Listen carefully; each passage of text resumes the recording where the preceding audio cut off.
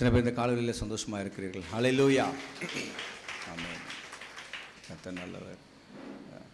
பக்கத்தில் பார்த்து கேளுங்க, இந்த வாரம் போன வாரம் ஃபுல்லாக எப்படி இருந்தீங்க, போன வாரம் ஃபுல்லாக எப்படி இருக்கிறீங்கன்னு கேளுங்க, எப்படி இருந்தீங்க கேளுங்க. நல்லா இருந்தீங்கன்னா நல்லா இருந்தேன்னு சொல்லுங்கள், சூப்பராக இருந்தீங்கன்னா சூப்பராக இருந்தேன்னு சொல்லுங்கள், ரொம்ப சூப்பராக இருந்தேன்னா ரொம்ப சூப்பராக இருந்தேன்னு சொல்லுங்கள். சொல்லுங்கள், பக்கத்தில் என்கிட்ட சொல்லாதீங்க. ஐயோ நம்ம ரொம்ப சூப்பராக இருந்தால் அவங்க எதனா கண்ணு போட்டாங்கன்னா அப்புறம் என்ன பண்ணுறது? தீர்க்கதரிசியே வந்து உங்களை பார்த்து சபிச்சாலும் அது ஆசீர்வாதமாய் மாறும். ஹல்லேலூயா. எத்தனை பேர் இது விசுவாசிக்கிறீங்க? அது எப்படிங்க நீங்கள் சொல்கிறீங்க? தீர்க்கதரிசி வந்து என்னை மேலே வந்து சாபம் கூறினார்னா அது எப்படி எனக்கு ஆசீர்வாதமாய் மாறும்? பிலேயாம் எல்லாருக்குமே தெரியும். பிலேயாம் பாகாலின் தீர்க்கதரிசியா கர்த்தருடைய தீர்க்கதரிசியா? இல்லை, இது சும்மா இன்ட்ரோடக்ஷன். பிலேயாம் பாகாலுடைய தீர்க்கதரிசியா இல்லை கர்த்தருடைய தீர்க்கதரிசியா? ஐயோ, அதுவே டவுட்டாக இருக்குங்கிறீங்க. சொல்லுங்களேன். கர்த்தருடைய தீர்க்கதரிசி. கர்த்தருடைய தீர்க்கதரிசி ஜனங்களை பார்த்து என்ன பண்ணுறாரு? வாயை திறந்து சபிக்கணும்னு தான் என்ன பண்ணுறாரு? வராரு. கர்த்தர் எனக்கு என்ன செய்கிறாரோ அதே தான் என்ன பண்ணுவேன், சொல்லுவேன். பட் மைண்டெல்லாம் என்ன இருக்குது அவருடைய மைண்டெல்லாம் சொல்லுங்கள். பிலேயாம் தீர்க்கதரிசி மைண்டெல்லாம் என்னது? பாலாக் ராஜா வந்து கூப்பிடும்போது இந்த ஜனங்கள் எனக்காக நீ என்ன பண்ணு, சபி அப்படின்னு சொல்லும் பொழுது இவன் போய் கேட்குறான். அதுக்கு பிலேயாமுக்கு என்ன சொல்லியிருக்கணும்? கர்த்தருடைய தீர்க்கதரிசியாக இருந்தான், ஐயையோ பாஸ்டராக இருக்கிற நாங்கள் ஒருவரையும் என்ன பண்ணக்கூடாது, சபிக்கக்கூடாது, அதனால் கன்ஃபார்மாக டெஃபினட்டாக பில்குல் நான் என்ன பண்ண மாட்டேன், வரமாட்டேன்னு வீட்டில் என்ன பண்ணியிருக்கணும். இதுக்கு வந்து கர்த்தர்கிட்ட ஒரு ஆலோசனை கேட்டு சொல்லுவேன்னு என்ன பண்ண முடியாது, சொல்ல முடியாது. கரெக்டா? இஸ்ரவேல் ஜனங்க கர்த்தருடைய ஜனங்கள். அந்த ஜனங்களை சபிக்கிறதுக்கு தீர்க்கதரிசியாக பிலேயாம் என்ன பண்ணுறாரு? கூப்பிட்றாரு ஒரு ராஜா. அந்த ராஜா என்ன சொல்லணும்? நான் கர்த்தருடைய தீர்க்கதரிசி, என் வாயினால் நான் ஒருவரை என்ன பண்ண மாட்டேன், சபிக்க மாட்டேன், அது கர்த்தருடைய ஜனம். தாவீது சொன்னான் இல்லையா, கர்த்தர் அபிஷேகம் பண்ணப்பட்டவன் மேல் என் கையை என்ன பண்ண மாட்டேன், வைக்க மாட்டேன் அப்படின்னு. அப்போ பிலேயாம் தீர்க்கதரிசி ஸ்ட்ராங்காக சொல்லியிருக்கலாம், இது இஸ்ரவேல் ஜனங்கள், இது கர்த்தருடைய ஜனங்கள், இவர்களை நான் ஒரு காலமும் ஒருபோதும் எப்பொழுதும் என்ன பண்ணக்கூடாது, நான் சபிக்கக்கூடாது அப்படின்னு. இது கர்த்தர்கிட்ட கேட்கணும்னு அவசியமே இல்லை, இது எல்லாருக்குமே தெரிஞ்ச ஒரு விஷயம். நம்ம வாயில யாரும் என்ன பண்ணக்கூடாது, சபிக்கக்கூடாதுன்னு. ஆனால் இந்த தீர்க்கதரிசி போய் கர்த்தர்கிட்ட என்ன பண்ணுறாரு, கேட்குறாரு, போட்டோமா வேணாவான்னு. இந்த கேள்வி அவசியமே அங்கே கிடையாது, கர்த்தர்கிட்ட கேட்கணும்னு அவசியம் இல்லை. ஆனால் போய் கேட்குறான் அப்படின்னா அப்போ அவன் மைண்டில் என்ன இருந்திருக்கு, போய் பண்ணலாம் சபிக்கலாம் அப்படின்னு வருது. ஆனால் அவன் வாயை திறந்து சொல்லும் பொழுது என்ன வார்த்தைகள் தான் வருதான், ஆசீர்வாதமான வார்த்தைகள் வருதான். பாலாக்கு பார்க்குறான், யோ உன்னை சபிக்கணும்னு கூப்பிட்டாக்கா நீ வந்து என்ன பண்ணிகிட்டே இருக்கிற, ஆசீர்வதிச்சிட்டே இருக்கிற அப்படின்னு. இப்போ தீர்க்கதரிசியே வந்து பார்த்து உங்கள் மேலே சாபம் கோரினாலும் அந்த சாபம் கர்த்தராகிய இயேசு கிறிஸ்துவின் நாமத்தினால் ஆசீர்வாதமாய் உங்களுக்கு போய் என்ன பண்ணும், மாறும். எப்போ மாறும் அப்படின்னா, ஐயோ பாஸ்டர் இப்படி என்ன பண்ணிட்டாரு, சபிஸ்டாரேன்னு அப்படி போய் 10 பேர்கிட்ட சொன்னேன்னா நிறைய சாபம் என்ன பண்ணும், மாறும். நீங்கள் சபிச்சாலும் அது எனக்கு ஆசீர்வாதமாக இருக்குதான் பாஸ்டர். ஹல்லேலூயா. ஆகையால் பக்கத்தில் இருக்கிறவங்க கண்ணு போட்டால் என்ன, கண்ணு போடலைன்னா என்ன, உங்களுக்கு கூட கர்த்தர் இருக்கிறார். ஹல்லேலூயா. யாக்கோபின் மகிமையை திரும்ப வர பண்ணுவது போல உங்களுடைய மகிமையும் அவர் திரும்ப வர பண்ணுகிறவர். ஹல்லேலூயா. வேலை பிடிங்கினாங்களா, காசு பிடிங்கினாங்களா, இல்லை வேற ஏதாவது பிடிங்கினாங்களா, எது பிடுங்களா என்ன, திரும்ப உங்களுக்கு மகிமையை வர பண்ணுகிறவர். எதை அவர்கள் பிடுங்கினார்களோ அது திரும்பவும் உங்களுக்கு என்ன பண்ணுகிறவர், வர பண்ணுகிறவர். சொல்லுங்க, என் மகிமையை திரும்ப வர பண்ணுகிறவர். ஆமென். ஹல்லேலூயா. எத்தனை பேர் சந்தோஷமாக இருக்கிறீங்க? ஒரு சில அறிவிப்புகளை சொல்லிவிட்டு நான் தேவனுடைய செய்திக்கு நிறைய கடந்து சொல்கிறேன். இப்போ நல்லா தெளிவாக இருப்பீங்க. வருகிற 19ஆம் தேதி 12/2023 செவ்வாய்க்கிழமை மாலை 6லேருந்து 9 மணி வரையும் கேரல் சர்வீஸ் இங்கே ராணிப்பேட்டை சபையில் வந்து நடக்குது. விசேஷித்த பாடல்கள், ஆராதனைகள், விசேஷித்த காணிக்கைகள் எடுக்கப்படும். ஆகியால் நீங்கள் வந்து எல்லாரும் இங்கே கலந்து கொள்ளுங்கள். இது ஒன்று. ரெண்டாவது 20ஆம் தேதி 12:23 வேலத்தில் நடைபெறுது. அங்கே கேரல் சர்வீஸ் அதே 6 to 9 மணி வரையும் நடக்கும். அதே சேம் விசேஷ பாடல் ஆராதனை, விசேஷ காணிக்கைகள் அங்கேயும் எடுக்கப்படும். வியாழக்கிழமை கிருஷ்ணாபுரத்தில் 21ஆம் தேதி 12/2023 அங்கேயும் மாலை 6லேருந்து 9 மணி வரையும் கேரல் சர்வீஸ் நடைபெறும். எங்கே இருக்கிறவங்க எங்கே இருந்தாலும் எப்படி இருந்தாலும் என்ன பண்ணிக்கோங்க, கலந்து கொள்ளுங்கள். அதில் வந்து நோ ரெஸ்ட்ரிக்ஷன் கிடையாது. உங்களுக்கு எங்கே சௌகரியமாக இருக்கோ நீங்கள் அங்கே வந்து கலந்து கொண்டு தேவனை நாமத்தை மகிமைப்படுத்துங்கள். 25 கிறிஸ்மஸ் சர்வீஸ் காலையில் 6லேருந்து 8 மணி வரையும் இங்கே நம்ம சர்ச் கிரவுண்டில் வளாகத்தில் நடைபெறும். அதுக்கு வந்து கலந்து கொள்ளுங்கள். 6 to 8 கிறிஸ்மஸ் ஆராதனை. 6 to 8 தூங்கி எழுந்துச்சி 8 மணிக்கு நினச்சிட்டு பார்த்துட்டு என்ன பண்ணிடக்கூடாது, சொல்லக்கூடாது பாருங்கள். 6 to 8 இங்கே சபையில் நடைபெறும். அப்புறம் 8:30 மணிக்கு ஞானஸ்நான ஆராதனை உண்டு. அது தொடர்ந்து கலந்து கொள்ளுங்கள். அன்னைக்கு மாலை கிறிஸ்மஸ் ஈவினிங் 7 மணிக்கு ராணிப்பேட்டில் இங்கே சர்வீஸ் நடக்கும். அதே மாதிரி கிருஷ்ணாபுரத்தில் அங்கேயும் ஈவினிங் சர்வீஸ் நடக்கும். அதே போல் வேலத்தில் அங்கேயும் ஈவினிங் சர்வீஸ் நடக்கும். கிறிஸ்மஸ் ஆராதனை முன்னிட்டு அன்று அந்த நாளை முன்னிட்டு காலையிலையும் இங்கே 6 to 8 எல்லோரும் இங்கே தான் என்ன பண்ணிடணும், வந்துடணும். கிறிஸ்மஸ் ஆராதனை எல்லாருமே இங்கே 6 to 8 காலையில். ஈவினிங் வந்து அந்தந்த சபையில் ஆராதனைகள் நடைபெறும். நீங்கள் வந்து கலந்து கொள்ளுங்கள். 31/12/2023 நியூ இயர் கடைசி நாள், இந்த வருஷம் கடைசி நாள் ஞாயிற்றுக்கிழமையா இரவு 10 மணிக்கு பழைய வருட ஆராதனை ஆரம்பிக்கிறது. 31/12/2023 நைட்டு 10 மணிக்கு இங்கே சர்வீஸ் ஸ்டார்ட் ஆகும். அன்றைக்கி எப்பவும் போல் காலையில் ஞாயிற்றுக்கிழமை சர்வீஸு இருக்கும் 7 to 9. நைட்டு ஈவினிங் சர்வீஸ் பாருங்கள், நைட்டு 10 மணிலேருந்து ஆரம்பித்து விடிய காலம் 3 மணி வரையும் அந்த சர்வீஸ் என்ன பண்ணும், நடைபெறும். பழைய புதிய வருட ஆராதனை அதில் வந்து நீங்கள் கலந்து கொள்ளுங்கள். எல்லாமே சேர்ந்து இங்கே நம்முடைய சர்ச் வளாகத்திலே நடைபெறும். அப்புறம் 1ஆம் தேதி சாயங்காலம் அந்தந்த சபைகளில் ஆராதனைகள் நடைபெறும். ஸோ கிறிஸ்மஸ் ஈவினிங்கும் அந்தந்த சபையில் ஆராதனை நடைபெறும். நியூ இயர் ஈவினிங்கும் அந்தந்த சபையில் ஆராதனை நடைபெறும். வந்து கலந்து கொள்ளுங்கள். யாராவுக்கு ஏதாவது டவுட் இருந்துச்சுன்னா உங்களுக்குள்ளே கேட்டு தெரிஞ்சு கொள்ளுங்கள். ஹல்லேலூயா.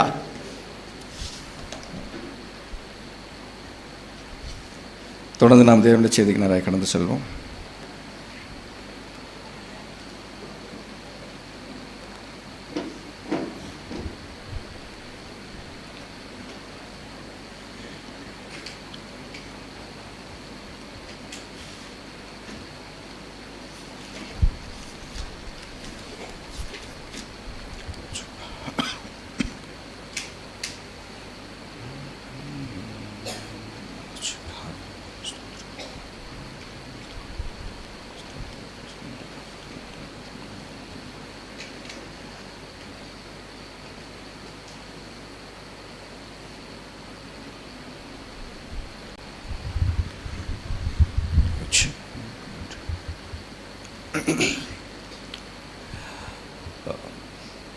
ஏற்கனவே இதை நான் ஆரம்பித்து நடத்தியிருக்கிறேன். ஸோ அதனுடைய கண்டினியூஸ் அப்படியே போகிறேன்.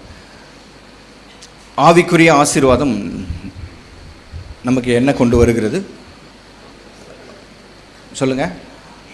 ஆவிக்குரிய ஆசீர்வாதம் நமக்கு மாம்சத்துக்குரியவர்களை கொண்டு வருகிறதா இருக்கிறது. அதனால தான் எபேசியர் 1ஆம் அதிகாரம் 3ஆம் வசனத்தில் பார்க்குறோம், இயேசு கிறிஸ்து நம்மை ஆவிக்குரிய சகல ஆசீர்வாதத்தினாலும் நம்மளை என்ன பண்ணியிருக்கிறாரு, ஆசீர்வதித்திருக்கிறார். இதுக்கு எல்லாருக்குமே இந்த வசனம் என்ன இருக்கு தெரிஞ்சிருக்கும். நம்மளை எந்த விதத்தில் ஆசீர்வதிச்சிருக்கிறார் சொல்லுங்க. ஆவிக்குரிய ஒன்று விடாம சகல காரியங்களிலும் நம்மளை என்ன பண்ணியிருக்கிறாரு, ஆசீர்வதிச்சிருக்கிறார். ஆவியில ஆசீர்வதிச்சிருக்கிறாரு. அப்படின்னா ஆவியில ஒன்று விடாம எல்லாவற்றிலும் நம்மளை ஆசீர்வதிச்சிருக்கிறார். அப்படின்னா அப்போ மாம்சத்திலையும் ஒன்று விடாம நமக்கு எல்லாமே வந்து சேரும் ஆசீர்வாதங்கள்.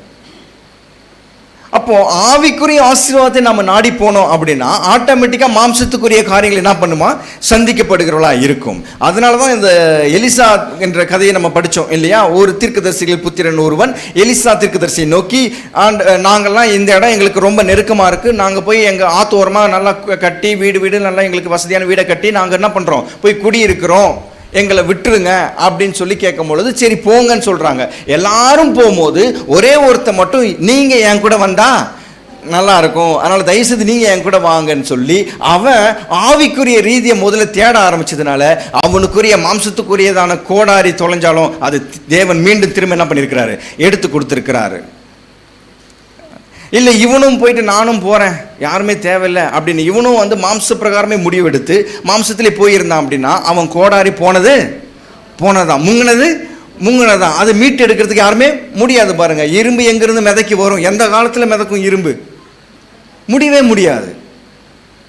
அவனை தான் ஆழத்தில் உட்காந்து தேடி நீச்சல் அடித்து இப்போ என்ன பண்ணணும், கண்டுபிடிச்சி கஷ்டப்பட்டு எடுக்கணும். கர்த்தரை விட்டுட்டு ஆவிக்குரிய ரீதியை விட்டுட்டு நீங்கள் மாம்சத்தில் என்ன முயற்சி எடுத்தாலும் நாம் கஷ்டப்பட்டுனே தான் இருக்க முடியும். அதனால தான் மாம்சின் சிந்தையோ என்னவா கொண்டு வருதான், என்ன வரமாட்டேங்கிறீங்க, மரணத்தை கொண்டு வருது. ஆவியின் சிந்தையோ ஜீவனையும், மாம்ச சிந்தனை மரணத்தை கொண்டு வருகிறது. அப்போ இந்த இவர் தீர்க்கதரிசியை விட்டுட்டு நீங்களும் சேர்ந்து போயிட்டு இருந்தாங்க அப்படின்னா இவன் தன்னுடைய புயபலத்தினாலே நீச்சல் அடித்து உள்ளே போய் கஷ்டப்பட்டு அந்த கோடாரி என்ன பண்ணியிருக்கணும், எடுத்து வந்திருக்கணும். ஆனால் அப்படி செய்யாமல் ஆவிக்குரிய ரீதியை நீங்கள் என் கூட வாங்கன்னு சொல்லும் பொழுது அவன் ஒரு கஷ்டமும் படலை. அவன் கத்துனது எல்லாமே ஐயோ குய்யான்தான். என்னடாச்சு, இந்த மாதிரி கீழே விழுந்துருச்சு, முங்கிருச்சு, போடு கொப்பு உடச்சி போட்டான். அந்த கொம்பானது அதனுடைய தன்மையை கோடாரிக்கு கொடுத்துட்டு கோடாருடைய தன்மையை கொம்பு என்ன பண்ணிருச்சு, எடுத்துக்கிச்சு. அந்த கோடாரி என்ன ஆயிடுச்சு, மிதக்குச்சு. அவன் எதுவும் கஷ்டப்பட்டானா, எதுவுமே கஷ்டப்படல. பாருங்க, போய் முங்கலை, உள்ளே போய் நீச்சல் அடிக்கலை, கண்ணுக்குள்ளே போய் கண்ணை திறந்து பார்க்கணும், என்ன பண்ணுங்க, கோடாரி என்ன பண்ணணும், எடுக்கணும். பாருங்க எவ்வளோ கஷ்டம் கோடாரி. ஆனால் கர்த்தர் அந்த கோடாரி என்ன பண்ணார், மிதக்கும்படி செஞ்சார். வீட்டில் எப்சியோட தம்பி எஸ்ரோன் வந்து என்னுடைய மேரேஜ் முடிஞ்சிட்டு மறுநாள் வந்து எல்லாம் ரிலேஷன்ஸாக இப்போ வந்து குளிக்க போனோம். அங்கே அருவியில் அங்கே நல்லா போதுன்னு ஊற்றிட்டுருக்கு, கீழே ரொம்ப மணல் தான் இருக்கும், நிறைய பீங்காங் கூட இருக்கும். அப்போ நாங்கள் குளிச்சுக்கிட்டு இருக்கும் பொழுது பார்த்திங்கன்னா எங்கள் மாமாவுடைய அந்த ரிங்கு வந்து 5 சவரன் நினைக்கிறேன், அரைப்பவுன்னு நினைக்கிறேன், அரைப்பவுனும் 1 பவுனும். அது என்ன ஆயிடுச்சு, கீழே விழுந்துருச்சு. அந்த தண்ணி ஊற்றுற இடத்துல கீழே அந்த ஊற்றுற இடத்துல ரிங்கு தொலைஞ்சிருச்சு. நார்மலாகவே வீட்டில் விழுந்தாலும் என்ன பண்ண முடியுது, இல்லை கண்டுபிடிக்க முடியாது, தேடி கண்டுபிடிச்சிக்க முடியாது. இது தண்ணி பொதுன்னு ஊற்றுற இடத்துலலாம் இருக்குது, போய் விழுந்துருச்சு. அவர் தேடுறாரு, அவருக்கு இப்போ குளிக்கிறதுக்கே நாங்களே இப்போது மனசு வரல, அதுக்கப்புறம் எப்படி குளிக்க முடியும், மோதிரம் தொலைஞ்ச உடனே ரொம்ப கஷ்டப்பட்டு பாதப்பட்டுச்சிட்டு இருக்காங்க. அப்புறம் தம்பி என்ன பண்ணார், உள்ளே முங்கி பார்த்தானா கிடைக்காத ஒரு பொருள், சான்ஸே இல்லை. ஆனாலும் அவன் கண்களுக்கு தேவன் கிருபை செஞ்சு அந்த மோதிரத்தை திரும்ப மீட்டு எடுத்து கொடுத்தாரு. அப்போது எவ்வளோ ஆழத்தில் எவ்வளோ கடினமான சூழ்நிலையில் உங்கள் பொருள் தொலைஞ்சாலும் இல்லை நீங்கள் தொலைஞ்சாலும் என் மீட்பு எடுக்கிறதுக்கு தேவனாக கர்த்தர் ஒருவர் இருக்கிறார். அல்லேலூயா. கண்டிப்பாக மீட்டு எடுத்துருவார்.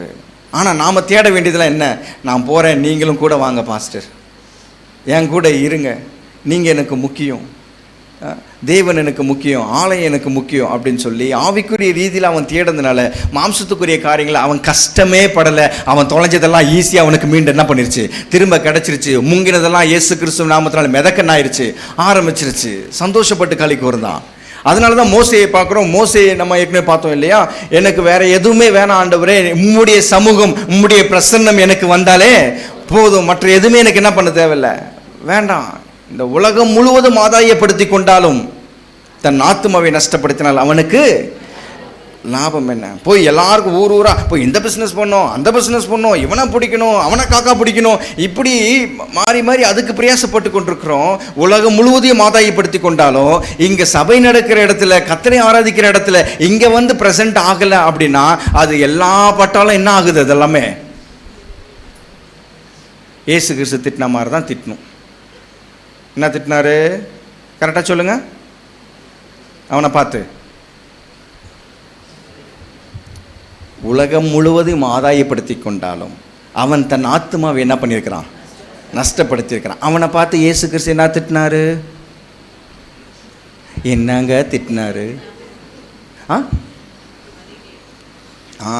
மதிகேடனே, முட்டாளே.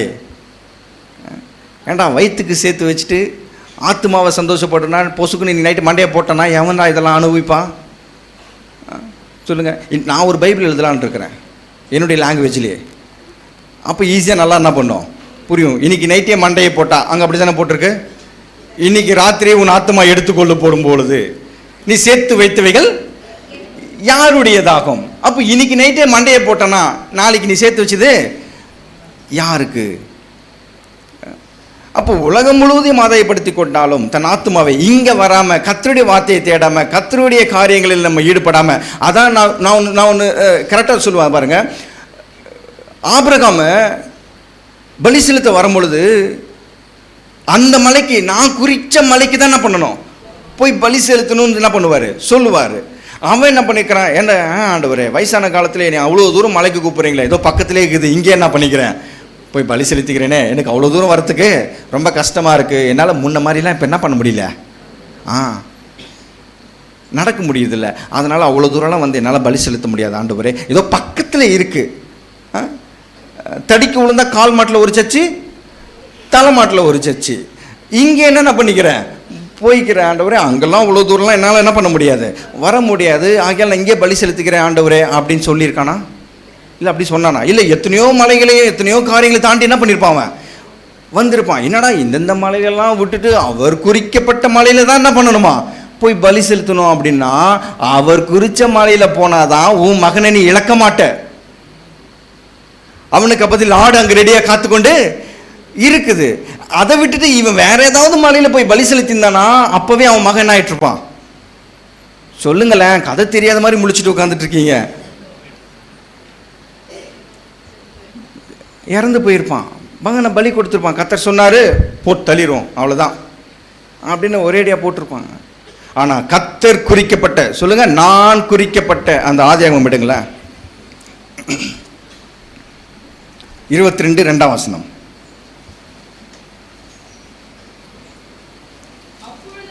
ஆ ஆ ஆ ஆ ஆ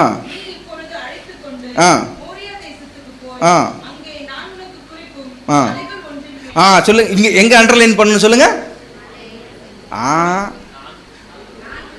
நான் குறிக்கும், அவர் உங்களை எந்த இடத்துல குறிச்சு வச்சிருக்கிறாரோ அந்த இடத்துல நீங்க இருந்தாதான் உங்கள் தேவைகள் ஆட்டோமேட்டிக்கா சந்திக்கப்படும். உங்களுக்கு ஒண்ணு கூட இழக்க மாட்டீங்க. கரெக்டா? இல்லை நான் அவ்வளோ தூரம் போக முடியாது, எனக்கு அங்கே பிடிக்கலை, நான் வேற எங்கேயாவது போகிறேன், இங்கே பக்கத்துலேயே நல்ல சர்ச்சு இருக்குது, வசதியாக இருக்குது, அப்படியே ஒரு எடுத்து வச்சா இங்கே என்ன பண்ணிடுறேன் போயிடுறேன் அப்படின்னா உங்கள் தேவைகளும் சந்திக்கப்படாது, இருக்கிறது என்ன ஆகிடுவீங்க, இழந்துடுவீங்க. கரெக்டா? அப்போ கர்த்தர் என்ன பேசுகிறாரு, நான் உனக்கு எங்கே குறித்து வச்சிருக்கிறனோ அந்த மலைக்கு போய் என்ன பண்ணு பலி செலுத்து. அப்போ தேவையானது ஒன்று. இங்க ஆராதனை அவருடைய பிரசன்னம், அவருடைய சமூகத்தில் நாடி வருகிறவர்களுக்கு இந்த உலகத்தில் நீங்கள் எதை விரும்புகிறீர்களோ, எந்த காரியங்கள் உங்கள் தேவைகளை இருக்கிறதோ அதெல்லாம் ஆட்டோமேட்டிக்கா சந்திக்கப்படும். குறிப்பா ஒரு பாயிண்ட், உங்களதுல எதையுமே இழந்து போக மாட்டீர்கள்.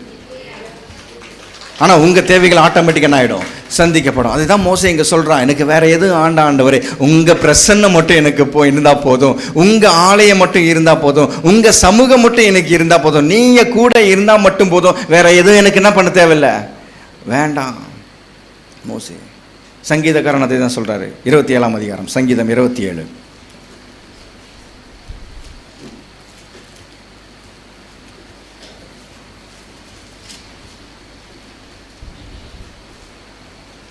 சங்கீதம் 27ஆம் அதிகாரம்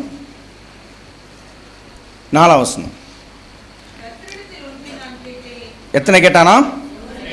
நம்ம எத்தனை கேட்குறோம் சொல்லுங்க, நீங்களே சொல்லுங்களேன். நீங்கள் 1 கேட்குறீங்களா இல்லை 1000 கேட்குறீங்களா?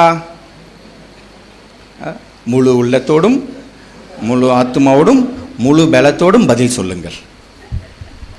நீங்கள் ஒன்று தான் கேட்குறீங்களா சொல்லுங்க. நீங்க ஒண்ணு கேட்குறீங்களா இல்ல 1000 கேட்குறீங்களா?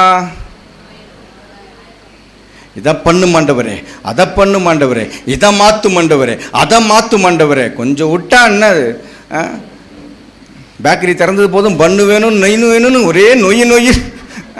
ஏதோ உன் ஜபத்தை கேட்கிறேன்னு ஒரு வார்த்தை சொன்னது போதும் அதை மாற்றுங்க இதை மாற்றுங்க, இப்படி பண்ணுங்க அப்படி பண்ணுங்க, இறக்கும் ஏற்றும் மாறும் வாய்க்க பண்ணும். கரெக்டா? ஆனால் தாவீது என்ன கேட்குறான்? ஒன்னே ஒன்று கேட்குறான் ஆண்டவரே. ஸோ நீங்கள் எவ்வளோ அப்போ என்ன தான் கேட்கணும்? அப்போது ஒன்று கேட்பீங்களா 1000 கேட்பீங்களா? இன்னைக்கு வந்தவங்க தெரியும், அடுத்த வருஷத்துலேருந்து சொல்கிறேன், ஒன்னே ஒன்று தான் கர்த்தர்கிட்ட கேட்கணும். யாரெல்லாம் தாவீதை ஃபாலோ பண்ணுறீங்க? அந்த ஒரு விஷயத்தை தவிர அதை நான் குறிப்பாக சொல்லிடணும். சொல்லுங்க, இயேசு கிறிஸ்து யாருடைய குமாரன்? பேசுங்களேன், என் மேலே கோபமாக இருக்கிற மாதிரி இருக்கு. தாவீதின் குமாரன். வேற யாருக்குமே இந்த பேர்பட்ட ஸ்லாக்கியம் கிடைக்கவே இல்லைங்க. தாவீதுக்கு கிடைச்சிருக்கு. வேற யாருடைய மகன் அவர் சொல்லவே இல்லை. யாக்கோபின் தகப்பன் சொல்லியிருக்கிறாரு, ஆபிரகாமின் தேவன் சொல்லியிருக்கிறாரு, யாக்கோபின் தேவன் சொல்லியிருக்கிறாரு, ஈசாக்கின் தேவன் சொல்லியிருக்கிறாரு. நான் அவனுடைய தேவன் இவனுடைய தேவன் அப்படிலாம் சொன்னவர் எல்லாருக்கும் அப்பனானவர் தாவீதுக்கு மட்டும் மகனாயிட்டாரு. இயேசு கிறிஸ்துவுக்கு அப்பா யார்? இப்போ சொல்லுங்க. தாவீது. தாவீதின் குமாரனே எனக்கு இறங்கும். தாவீதின் குமாரன் எனப்படுவார் இருக்கு. அப்போ தாவீதுக்கு மட்டும் அப்பேற்பட்ட ஸ்லாக்கியம் ஏன்? அவன் ஒன்னே ஒன்று கேட்டான். சொல்லுங்க, ஒன்னே ஒன்று, கண்ணே கண்ணுன்னு இருக்கணும். 1000 கேட்டீங்கன்னா 1000 1000 நீங்களும் என்ன ஆயிடுவீங்க? கலந்துடுவீங்க. ஆகையால் இனி வருகிற 2024 கர்த்தர் உங்களை பார்க்க போறாரு. இவங்க ஜபத்தில் ஒன்னே ஒன்று கேட்குறாங்களா இல்லை 1000 கேட்குறாங்களா? ஆனால் தாவீது ஒன்னே ஒன்று கேட்டான். என்ன கேட்டான்னு சொல்லுங்களேன். ஏன்னா இருங்க, இந்த சிச்சுவேஷன் பேக்ரவுண்ட் சிச்சுவேஷன் சொல்லிடுறேன். தாவீது ஒன்னே ஒன்று கேட்டான். அவனுக்கு பின்னாடி என்ன இருந்தது அப்படின்னா, அவனுடைய மகனே துரத்தின்னு வரான் கொல்றதுக்கு. தாவீதுடைய மகனே துரத்திக்கிட்டு வரான் கொல்றதுக்கு. இவர் செப்பல் கூட இல்லாமல் என்ன பண்ணுறாரு? ஓடுறாரு. எதுக்கு ஓடுறாரு? உயிருக்கு பயந்துக்கிட்டு போய் காட்டில் ஓடுறாரு. இப்போ காட்டில் ஓடன அவர் முட்டி போட்டு முழங்கால் போட்டு தேவனிடத்தில் ஒன்றை கேட்கிறார். அப்படின்னா என்னத்தை கேட்டிருக்கிறாரு? நாமளா இருந்தோம் அப்படின்னா, ஆண்டவரே கொல்ல வர ஆண்டவரே தயவுசெய்து என் உயிரை இன்னைக்கு ராத்திரி மட்டும் எப்படியாவது என்ன பண்ணிருங்க, காப்பாத்திருங்க, என் உயிரை காப்பாத்திருங்க ஆண்டவரே, என் உயிரை காப்பாத்திருங்க ஆண்டவரே. இது ஒன்று மட்டும் செஞ்சா போதும் அப்படின்னு தான் என்ன பண்ணியிருப்போம்? ஜெபம் பண்ணியிருப்போம். கடங்காரன் நாளைக்கு வர போகிறான், ஆண்டவரே தயவுசெய்து இந்த கடன்லேருந்து என்ன பண்ணுங்க, விடுதலை பண்ணுங்க. இல்லை அவன் வரும்போதே என்ன பண்ணிடணும்? ஏதாவது ஆக்சிடெண்ட்டில் போயிடணும், இல்லைன்னா அவன் வரவே கூடாது. இதுதான் நம்முடைய பிரேயராக இருக்கும். பிஸ்னஸ்லேயும் வேலை ஸ்தலங்களையும் ஏதாவது ஒரு ப்ராப்ளம் வரும்போது அன்னைக்கு நைட் என்ன ப்ரேயர் தான் இருக்கும் நமக்கு? சொல்லுங்க, நடக்குதா இல்லையா? நீங்கள் தாவீதை ஃபாலோ பண்ணுறீங்களா இல்லையா? இப்படிலாம் எடுத்து சொன்னீங்கன்னா எவன் தான் ஃபாலோ பண்ண போகிறான்? காலையில் ஒரு பிரச்சனைங்க, அன்னைக்கு நைட்டு என்ன ப்ரேயர் பண்ணுவீங்க? அந்த பிரச்சனையை எப்படியாவது மாற்றி போடுன்னு தான் என்ன பண்ணுவோம்? ப்ரேயர் பண்ணுவோம். அதுதான் நம்முடைய இது. தாவீதும் அதை தான் பண்ணியிருக்கணும். ஒன்னே கேட்குறாண்டவரே, என் உயிரை மொத்தம் என்ன பண்ணிருங்க, காப்பாற்றி கொடுத்துருங்க. என் பெத்த பையனே என்னை கொல்றதுக்கு என்ன பண்ணிட்டான், வந்துட்டான். இந்த ஃபேமிலி சிச்சுவேஷனை மாற்றுங்க, குடும்பத்தின் உறவுகள் எல்லாம் என்ன பண்ணட்டும், சீர் பொருந்தட்டும் அப்படின்னு சொல்லி என்ன பண்ணியிருக்கலாம். என்ன பாட்டது? இல்லை உறவுகள் சீர் பொருந்த சமாதானம் நான் பெற்றிட, மனதில் சமாதானம் நான் பெற்றிட, சவால்கள் சந்தித்திட, உலகத்தில் ஜெயம் எடுக்க, உறவுகள் சீர்போர். இந்த பாட்டு பாடியிருக்கணும் அவன் அன்னைக்கு ராத்திரி.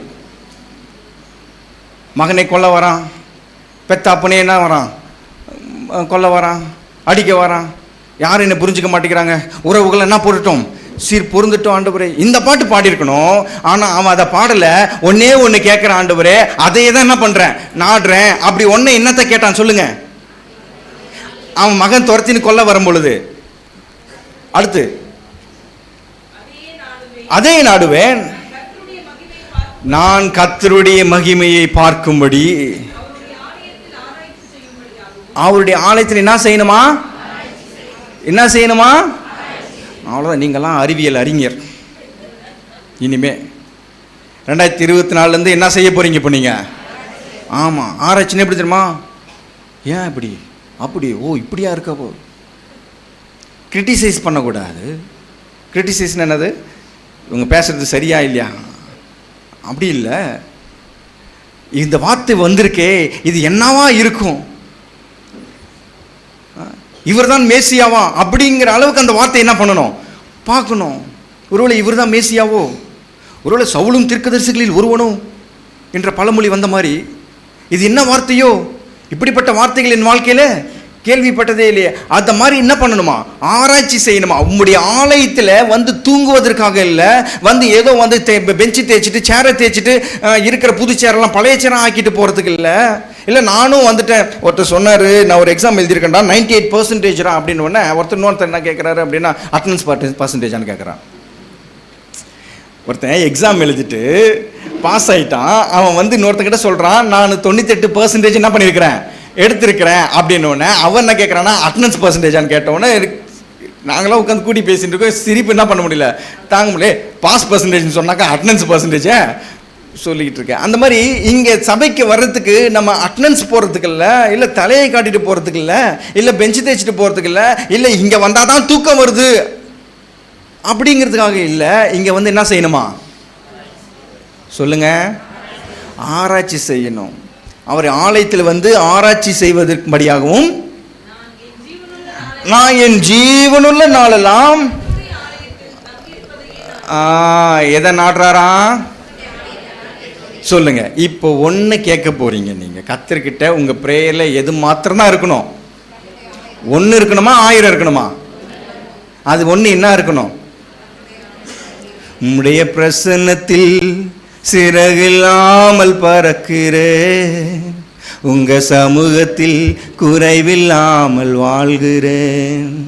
உங்க பிரசன்னத்தில் சிறகில்லாமல் பறக்கிறேன், உங்க சமூகத்தில் குறைவில்லாமல் வாழ்கிறேன். என் தஞ்சமானீரே, என் கோட்டையானீரே, என் துருகமானீரே, என் நண்பனானீரே. அப்போது நீங்கள் காலையில் போயிட்டு வீட்டு வேலையை முடிச்சுட்டு உடனே ஏதோ ப்ராப்ளம் இருந்தாலும் சரி, எந்த பிரச்சனை வந்தாலும் சரி, கை கால் குடைச்சலாக இருந்தாலும் சரி, வயிறு வலியாக இருந்தாலும் சரி, இதுவாக இருந்தாலும் சரி, இல்லை உயிருக்கு போடுறதா இருந்தாலும் சரி, முட்டி போட்ட உடனே உங்கள் பிரசன்னத்தில் இதெல்லாம் மாற்றுங்காண்டவரே, அதெல்லாம் மாற்றுங்காண்டவரே, இப்படி போடுங்காண்டவரே, அப்படி ஆகட்டாண்டவரே, அதல்ல. உம்முடைய மகிமையை நான் பார்க்கும்படிக்கு, உம்முடைய பிரசன்னத்தை நாங்கள் உணரும்படிக்கு என் கண்களை திறந்துடணும். அந்த தேவைக்கு காரியங்களை நீங்கள் ஜெபிக்காமல் இது ஒன்றை ஜெபிச்சு பாருங்கள், ஆட்டோமேட்டிக்காக அது மறைஞ்சிரும். இதுதான் ஆவிக்குரிய ரீதியை தேடுறது, இதுதான் பரலோக ராஜ்யத்தை என்ன பண்ணுறது தேடுறது. அவ்வளோ பிரச்சனை நம்மளை வந்து நெருக்கினாலும், கடன்காரன் வந்து கழுத்தை பிடிச்சாலும், வந்து முட்டி போடும் போது என்னன்னு நீங்கள் ப்ரேயர் பண்ணணும்? ஆண்டவரே கடன்காரன் கழுத்து பிடிச்சி, ஆண்டவரே மூச்சு கூட என்னால் என்ன பண்ண முடியல. குடிகார பாவி வந்து வந்து நைட்டில் போட்டு போட்டு என்ன பண்ணுறான், என் புருஷனை மாற்றும் மாற்றும் மாற்றும். உங்களுடைய பிரசன்னத்தில், உங்களுடைய சமூகத்தில், உங்களுடைய மகிமையை நான் பார்க்கும்படி என் கண்கள் என்ன பண்ணுங்க திறந்துடலைங்க. அப்படி சொன்னீங்கன்னா இந்த இருக்கிற பிரச்சனை பெரிய பிரச்சனையாகவே என்ன பண்ணாது தெரியாது. இயேசு கிறிஸ்து மரியல்கிட்ட தான் சொல்லுவார். அதனால தான் சாலமோன் சொல்லுவோம் பாருங்களா, எடுத்து வாசிங்க. நீதி சங்கீதம் இவரே சொல்லுவார், தாவீது, சங்கீதம் 62:10. சீக்கிரம் எடுத்துக்கோங்க. சங்கீதம் 62:10.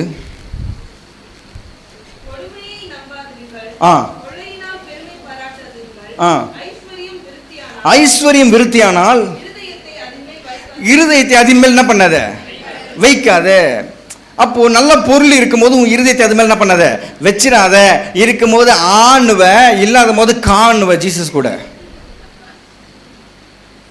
அதுதான் நம்முடைய கேரக்டர். அதனால தான் கர்த்தர் என்ன சொல்றாரு, உன் ஐஸ்வர்யம் விருத்தியானால் உன் இருதயத்தை அது மேலே என்ன பண்ணாத வைக்காத. ஏன்னா வச்சேன் அப்படின்னா அதில் ஏதாவது ஒரு ஃபால்ட் அப்படின்னா உன் இருதயத்தினா வந்துடும், ஃபால்ட்டு வந்துடும். இப்போ சாலமோன் சொல்லுவார் பாருங்க, எடுத்து வாசிங்க. நீதிமொழிகள் 23:5.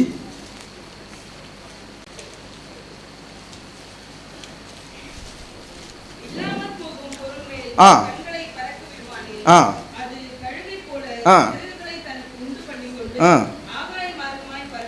அங்க சங்கீதக்காரன் அதுதான் சொல்றாரு, உன் ஐஸ்வர்யம் விருத்தி ஆகும் போது உன் இருதயத்தை அதன் மேல என்ன பண்ணாத, வைக்காத. இங்க சாலமன் என்ன சொல்றாரு, இல்லாமல் போகும் பொருள் மேல் உன் கண்களை என்ன பண்ணாத, பறக்க வைக்காத, பறக்க விடாத, ஐ மீன் வைக்காத. அது ஆகாய மார்க்கமா என்ன பண்ணுமா, கழுகுகளை போல சிட்டைகள் எடுத்து உயிரை எழும்பி பறந்து போயிடும். அதாவது என்ன சொல்றாரு, நீ பார்க்கிற பொருள் மேல உன் இருதயத்தை என்ன பண்ணாத, வைக்காத. புதுசா டிவி வாங்கியிருக்க, பயபுள்ள பால தூக்கி என்ன பண்ணிட்டான், போட்டான். சம மொத்து 2 நாளாக சாப்பாடே இறங்கல பாஸ்டர். ஏன்னா டிவி மேலே உங்கள் இருதயத்தை என்ன பண்ணியிருக்கீங்க, வச்சிருக்கீங்க. அதனால டிவி உடஞ்சதுனால உங்கள் இருதயம் ஆகி போச்சு, உடஞ்சி போச்சு. ஃபோன் ஒன்று புதுசாக வாங்கியிருக்கேன் பாஸ்டர், டக்குன்னு பையன் குறுக்க வந்துட்டான், டக்குன்னு என்ன பண்ணிருச்சு, கீழே விழுந்து ஃபோனில் என்ன விழுந்துருச்சே, மனசு ரொம்ப கஷ்டமாயிடுச்சு. போட்டு பையனை பொத்து பொத்துன்னு என்ன பண்ணுறது. ஏன்னா உங்கள் இருதயத்தை எதன் மேலே வச்சிருக்கிறீங்க, ஃபோன் மேலே வச்சிருக்கிறீங்க. அப்போ ஃபோனில் சின்னதாக ஸ்க்ராச்சஸ் விழும் போது உங்கள் இருதயத்தில் சின்னதாக என்ன வருது, ஸ்க்ராட்ச் விழுது. டிவி உடையும் போது உங்கள் இருதயம் உடையுது, ஃபோன் ஸ்க்ராட்ச் ஆகும்போது உங்கள் இருதயம் என்ன ஆகுது, ஸ்க்ராட்ச் ஆகுது. பேங்க்கில் அக்கௌண்ட்டில் பணம் ஏறும்போது உங்கள் இருதயம் மகிழுது, குறையும் போது அதில் என்ன ஆகுது, இருதயத்தில் கவலை உங்களை ஒடுக்குது. ஏன்னா உங்கள் இருதயம்லாம் எது மேலே இருக்குது, அக்கௌண்ட் மேலேயும் டிவி மேலேயும் ஃபோன் மேலேயும் இருக்குது. நெக்ஸ்ட்டு புருஷன் மேலேயும் பொண்டாட்டி மேலேயும் பிள்ளைகள் மேலேயும் இருக்குது. அதனால தான் புருஷன் கோவப்பட்டா இவங்களும் என்ன ஆயிடுறாங்க, இவங்களும் பாதிக்கப்படுறாங்க. ஏன்னா இவங்க இருதெல்லாம் யார் மேலே இருக்குது, புருஷன் மேலே இருக்குது. அதனால் அவங்க கோவப்பட்டா இவங்க என்ன ஆயிடுறாங்க, அஃபெண்ட் ஆயிடுறாங்க. அவங்க ஏதாவது பண்ணாக்க இவங்களுக்கு அது பாதிப்பு ஏற்படுது. மனைவி எது பண்ணாலுமே இவங்க ஹஸ்பண்டுக்கு என்ன வந்துடுது, கோவமோ எரிச்சலோ பொறாமையோ, ஐ மீன் திட்டுறதோ கோவமோ எல்லாமே என்ன ஆயிடுது, கசப்பு வந்துடுது. ஏன்னா இவங்களுடைய இருதயத்தை யார் மேலே வச்சிருக்கிறாங்க, கணவன் மேலேயும் மனைவி மேலேயும் பிள்ளைங்கள் மேலே என்ன பண்ணியிருக்கிறாங்க, வச்சிருக்கிறாங்க. அதனால் பிள்ளைங்க எது பண்ணாலும் இவங்களுக்கு என்ன வந்துடுது, இப்போது கஷ்டம் வந்துடுது. பிள்ளைங்களை யார் எது சொன்னாலுமே நம்முடைய இருதயத்துக்கு என்ன வந்துடுது, கஷ்டம் வந்துடுது. ஏன்னா நம்முடைய இருதயங்கள் எல்லாம் இல்லாமல் போகும் பொருள்கள் மேலே என்ன பண்ணியிருக்கிறோம், வச்சிருக்கிறோம். ஐஸ்வர்யத்தின் மேலே நம்முடைய இருதயம் வச்சதுனால அங்கே எதெல்லாம் டேமேஜ் ஆகுதோ உன் இருதயம் டேமேஜ் ஆகிட்டே இருக்கு. கணவன் பொசுக்குன்னு ஏதாவது ஒரு வார்த்தை சொன்னாலும் உங்கள் இருதயத்தில் சுருக்குன்னு என்ன பண்ணுது, வலிக்குது. ஏன், என்ன ரீசன் சொல்லுங்க, உங்க இருதயம் உங்க ஹஸ்பண்ட் மேல இருக்கு. பவுல் பிலிப்பியர் 3ஆம் அதிகாரத்தில் சொல்றாரு, நோட் பண்ணிக்கோங்க, வீட்டில் போய் வாசிக்கோங்க. எனக்கு எண்ணெய் கப்பல் உண்டு, எனக்கு ஏராளம் தாராளமான ஐஸ்வர்யவான் உண்டு.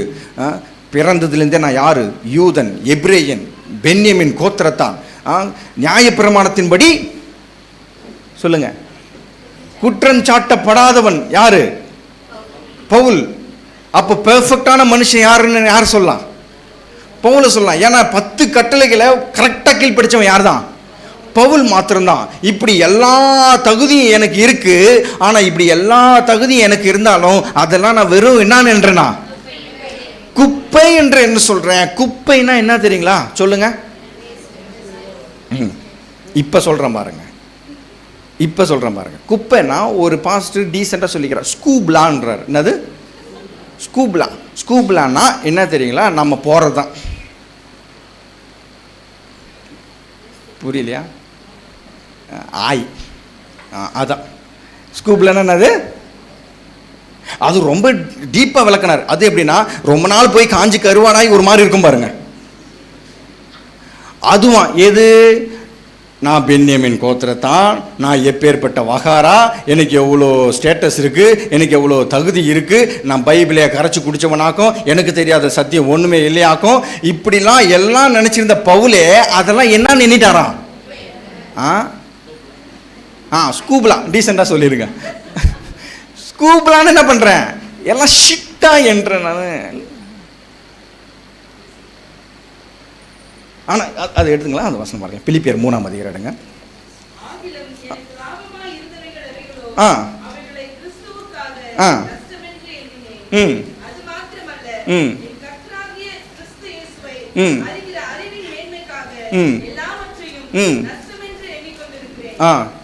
அப்புறம் நான் கிறிஸ்துவை ஆதாயப்படுத்திக் கொள்ளும்படிக்கும்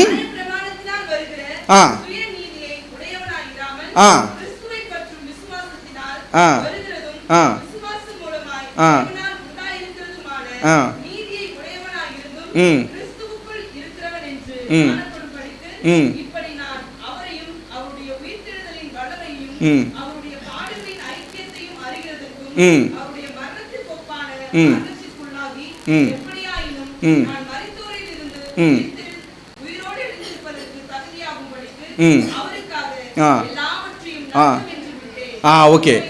குப்பையுமாக குப்பையுமா எண்ணுகிறேன். என்னன்னா எனக்கு ஆதாயம் வர்றது இதெல்லாமே எனக்கு தேவையில்லை. எனக்கு ஒன்னே ஒன்று தேவை, உம்மிடத்திலிருந்து வருகிற அந்த விசுவாசம் எனக்கு வேணும். உம்முடைய ஆலயத்தை நாடணும். நீங்க போதும், நீங்க மட்டும் எனக்கு இருந்தா போதும் அப்படின்னு ஆவிக்குரிய ரீதியில் தன்னுடைய இருதயத்தை செலுத்தினதுனால மற்ற எல்லாமே அவன் என்ன நின்றானா,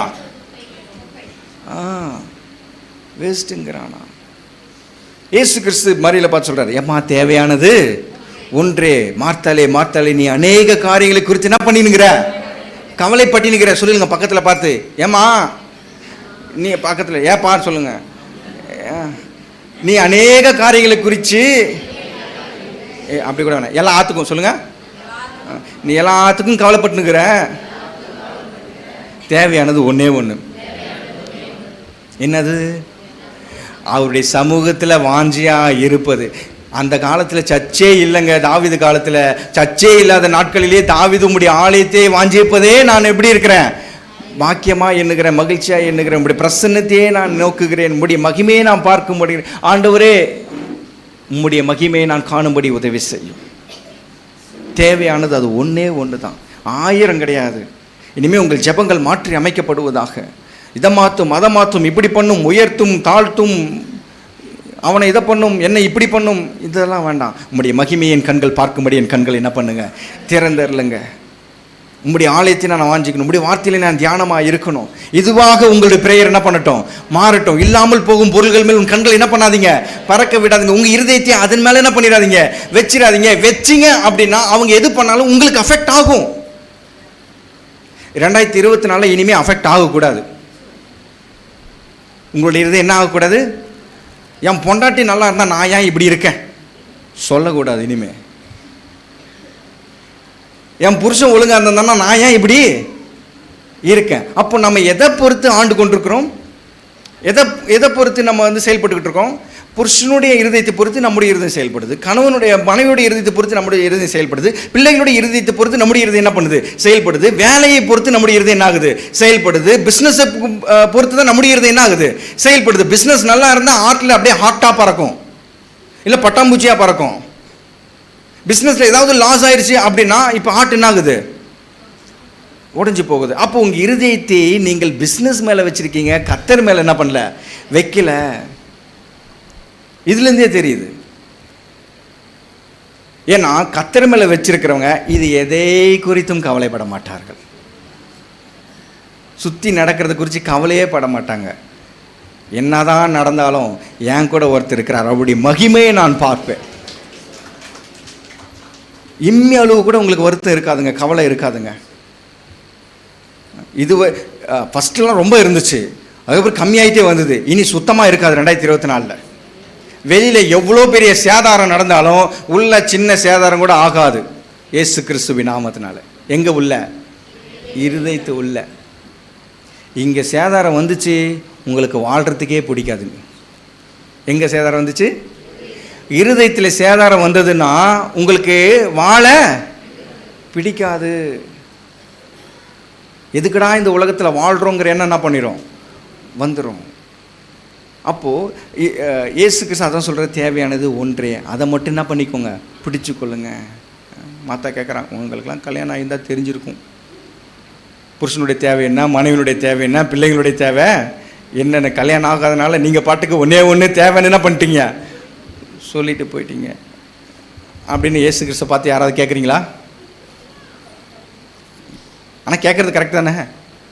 அவருக்கு நான் பிள்ளையா, குட்டியா, குழந்தையா, குடும்பமா, அவர் பாட்டு ஜாலியாக என்ன பண்ணுகிறாரு, சுற்றிக்கிட்டு இருக்கிறாரு. கல்யாணம் பண்ணி தெரிஞ்சால் தானே மனைவிக்கு எவ்வளோ தேவைப்படுதுன்னு தெரியும், பிள்ளைங்களுக்கு எவ்வளோ தேவைன்னு தெரியும். ஆனால் அவர் எல்லா விதத்திலையும் சோதிக்கப்பட்டவராக இருக்கிறார். வசனம் சொல்லுது, அவர் எல்லா விதத்திலும் சின்ன குழந்தையிலிருந்து பெரியவங்க வர வரைக்கும் படுகிற பாடு எல்லாவற்றையும் அவர் பட்டிருக்கிறாரு. அதனால சோதிக்கப்படுகிற உங்களுக்கு அவர் உதவி செய்கிறவராக இருக்கிறார். உங்க வயிற்று வலி என்னன்னு அவருக்கு தெரியும், ஏன்னா அவரும் அதே வலியை அனுபவிச்சிருக்கிறாரு. உங்களுடைய இடுப்பு வலி என்னன்னு அவருக்கு தெரியும், ஏன்னா அவரும் அதே வலியை அனுபவிச்சிருக்கிறாரு. உங்களுடைய அது கிட்னியோ சரி, உங்களுடைய மூளையோ இல்லை உங்களுடைய பார்ட்ஸ்களோ எது உங்களுக்கு இப்போ டேமேஜா இருக்கோ அந்த டேமேஜை அவர் அனுபவிச்சிருக்கிறான்னு எத்தனை பேர் விசுவாசிக்கிறீங்க இந்த காலவேளையில? உங்களுடைய பிசினஸ் லாஸையும் அவர் அனுபவிச்சிருக்கிறாரு, உங்களுடைய தொழிலையும் அவர் அனுபவிச்சிருக்கிறாரு, உங்கள் வாழ்க்கையில் ஏற்படுகிற எல்லா நஷ்டங்களையும் அவர் அனுபவிச்சிருக்கிறார். எத்தனை பேர் விசுவாசிக்கிறீங்க சொல்லுங்க. ஒரு முறை கை தட்டினா, அதனால ரெண்டாவது முறை கை தட்ட வரல. சரி, ஓகே, ஒன்றும் பிரச்சனை இல்லை. அவர் அனுபவிச்சது உண்மை அப்படின்னா உங்களுக்கு உதவி செய்வதும் உண்மை. அதனால தான் இயேசு கிறிஸ்து சொல்றாரு, முதலாவது தேவனுடைய ராஜ்யத்தை என்ன பண்ணுங்க, தேடுங்கள், அப்பொழுது இவைகள் எல்லாம் உங்களுக்கு கூட கொடுக்கப்படும். பரலோக ராஜ்யத்தை தேடுங்கள், பரலோக ராஜ்யத்தை தேடுங்கள் அப்படின்னா என்ன நினைச்சுக்கிறாங்க தெரியுமா? சில பேர் என்ன நினைச்சுக்கிறோம், முதலாவது பரலோக ராஜ்யத்தையும் அப்படி நீதியும் தேடுங்கள் அப்படின்னா, ஒருத்தர் இருக்கிறார், அவர் என்ன பண்ணுவார்னா காலையில் எந்திரிச்சிடுவார். காலையில் எந்திரிச்சு டிங்கி டிங்கி டிங்கி டிங்கின்னு மணி ஆட்டிட்டு, அப்பா அம்மா இங்கே வந்து நில்லுங்கம்மா அப்படின்றவார். ஒருத்தர் அப்பா அம்மா கூப்பிட்டு நிற்க வச்சு டிங்கி டிங்கின்னு மணி ஆட்டிட்டு, இதை புடிமா அப்படின்னு பெல்லை அம்மா கிட்ட கொடுத்துட்டு இவர் சாஷ்டாங்கமாக என்ன பண்ணுவார், காலில் விழுவார். காலில் விழுந்து அப்பா அம்மா கிட்ட என்ன பண்ணுவார், ஆசீர்வாதம் வாங்குவார். கால்களுக்கு என்ன கொடுப்பாரு, முத்தம் கொடுப்பார். முத்தம் கொடுத்துட்டு இப்படி தான் டெய்லி அவருடைய காலையே என்னாகும், தொடங்கும். இது மாதிரி தான் நம்ம காலையில் எழுந்துச்சு டிங்கி டிங்கி டிங்கின்னு முட்டி போட்டு, பரலோக பிதாவே, முதல்ல யாருக்கு கனத்து கொடுக்கணும், கத்தருக்கு, முதல்ல கத்தர் அப்படின்னு சொல்லி பைபிள் முதல்ல நியூஸ் பேப்பர் படிக்கக்கூடாது, வாட்ஸ்அப் பண்ணக்கூடாது, எதுவும் பண்ணக்கூடாது. ஓகே, நல்லது தான், நான் தப்புன்னு சொல்லலை, அதெல்லாம் அது ரொம்ப நல்லது. ஆனால் நம்முடைய நினைப்பு இவர் பண்ணுற மாதிரி முதல்ல எழுந்து அப்பா அம்மா என்ன பண்ணுறாரு, மணி அடிச்சுட்டு காலில் விழுந்து கும்பிட்டு முத்தம் கொடுத்துட்டு, நீர் தான் என் தெய்வம், தெய்வமே நீர் தான் என் தெய்வம் சொல்லிட்டு, என்னை வழி அனுப்பி வை தாயி, என்னை வழி வைப்பி வை. ஒரு அம்மா எப்படா உன்னை வழி அனுப்பி வைக்க முடியும் அப்படின்னு சொல்லுவாங்க. பெத்த தாய், நீங்கள் என்ன வழி அனுப்பாமல் வேற யாரும் என்ன பண்ண போகிறா, வழி அனுப்ப போகிறா, மகாலட்சுமி மாதிரி இருக்கியே அம்மா, வந்து என்ன பண்ணுங்க, வழி வச்சு என்னை அனுப்புங்க அப்படின்னு சொல்லி ஸ்டார்டிங்லாம் எப்படி தான் இருக்கு. நம்முடைய நாட்களிலும் காலையில் எந்திக்கும் போது நல்லா தான் இருக்கு. காலையில் முட்டி போட்டு ப்ரேயர் பண்ணுறதுலேருந்து ஆராதிக்கிறது பாட்டு பாடுறது கரெக்டாக இருக்கு. இவர் முடிச்சுட்டு இப்போ ஆட்டோ எடுத்துட்டு என்ன பண்ணிடுவார் இவர், ஐயோ சரி ஓகே, இவர் கிளம்பி அதுக்கப்புறம் தேடல் எல்லாத்தையும் முடிச்சுட்டு 6 மணிக்கு மேலே என்ன ஓடாது இவருக்கு. இதுதான் நம்ம நினச்சினுக்கிறது. முதலாவது என்ன பண்ணிட்டோம், ஃபஸ்ட்டு காலையில் எழுந்துச்சோன்னா அப்பா அம்மா என்ன பண்ணியாச்சு, அவ்வளோதான். இனிமேல் 6 மணிக்கு மேலே என்ன ஓடாது. அந்த மாதிரி நம்ம காலையில் எழுந்திரிச்சு 1 மணி நேரம் கத்தருக்கு என்ன பண்ணியாச்சு, கொடுத்தாச்சு. இனிமேல் நம்ம வேலையை என்ன பண்ணிக்க வேண்டியதான், பார்த்துக்க வேண்டியதான். அங்கே போய் சண்டை எழுதுக்கிட்டு, இங்கே போய் இதை பண்ணிக்கிட்டு அதை பண்ணிவிட்டு மூக்கை உடச்சிக்கிட்டு எல்லாம் தேவையில்லாத எல்லாத்தையும் என்ன பண்ணினுக்கிறோம், பேசிகிட்டு இருக்கிறோம். இந்த ஒருத்தர் மாதிரி பேசிட்டு முடிச்சுட்டு வந்தோடனே நைட்டில் போட்டு, நான் இன்னைக்கு காலையில் ப்ரேயர் பண்ணிட்டு தானே போனேன், எனக்கு ஏன் இப்படி நடந்துச்சு போட்டு அப்பா அம்மா போட்டு என்ன பண்ணுறது, அப்படி ஜோடியாக மிஸ் ஆகுறீங்களோ. இதுதான் சபையில் என்ன பண்ணுது, கிறிஸ்துவ வாழ்க்கையில் இதுதான் நடக்குது. அதாவது இது சொல்லலைன்னா இது புரியாது. இப்போ எப்படி புரிஞ்சு நீ சிரிக்கிறீங்க, இதே நான் மனப்பாடமாக முதலாவது தேவனுடைய ராஜ்யத்தை நீங்கள் தேட வேண்டும், சரியா, மற்ற எதுவும் என்ன பண்ணக்கூடாது, தேடக்கூடாது. ஆகியால் முதலில் கத்திரிடத்தில் இடம் கொடுங்கள். அப்படின்னா 100ல் 1 என்ன பண்ணுவீங்க, இவ்வளோ வருஷமாக எடுத்துன்னு வரதை இதுக்கப்புறமா என்ன பண்ணுவீங்க, எடுத்துகிட்டு போவீங்க. ஆனால் இப்போ அந்த எக்ஸாம்பிள் சொன்னோன்னே எவ்வளோ பிரைட்டாக புரியுது உங்களுக்கு.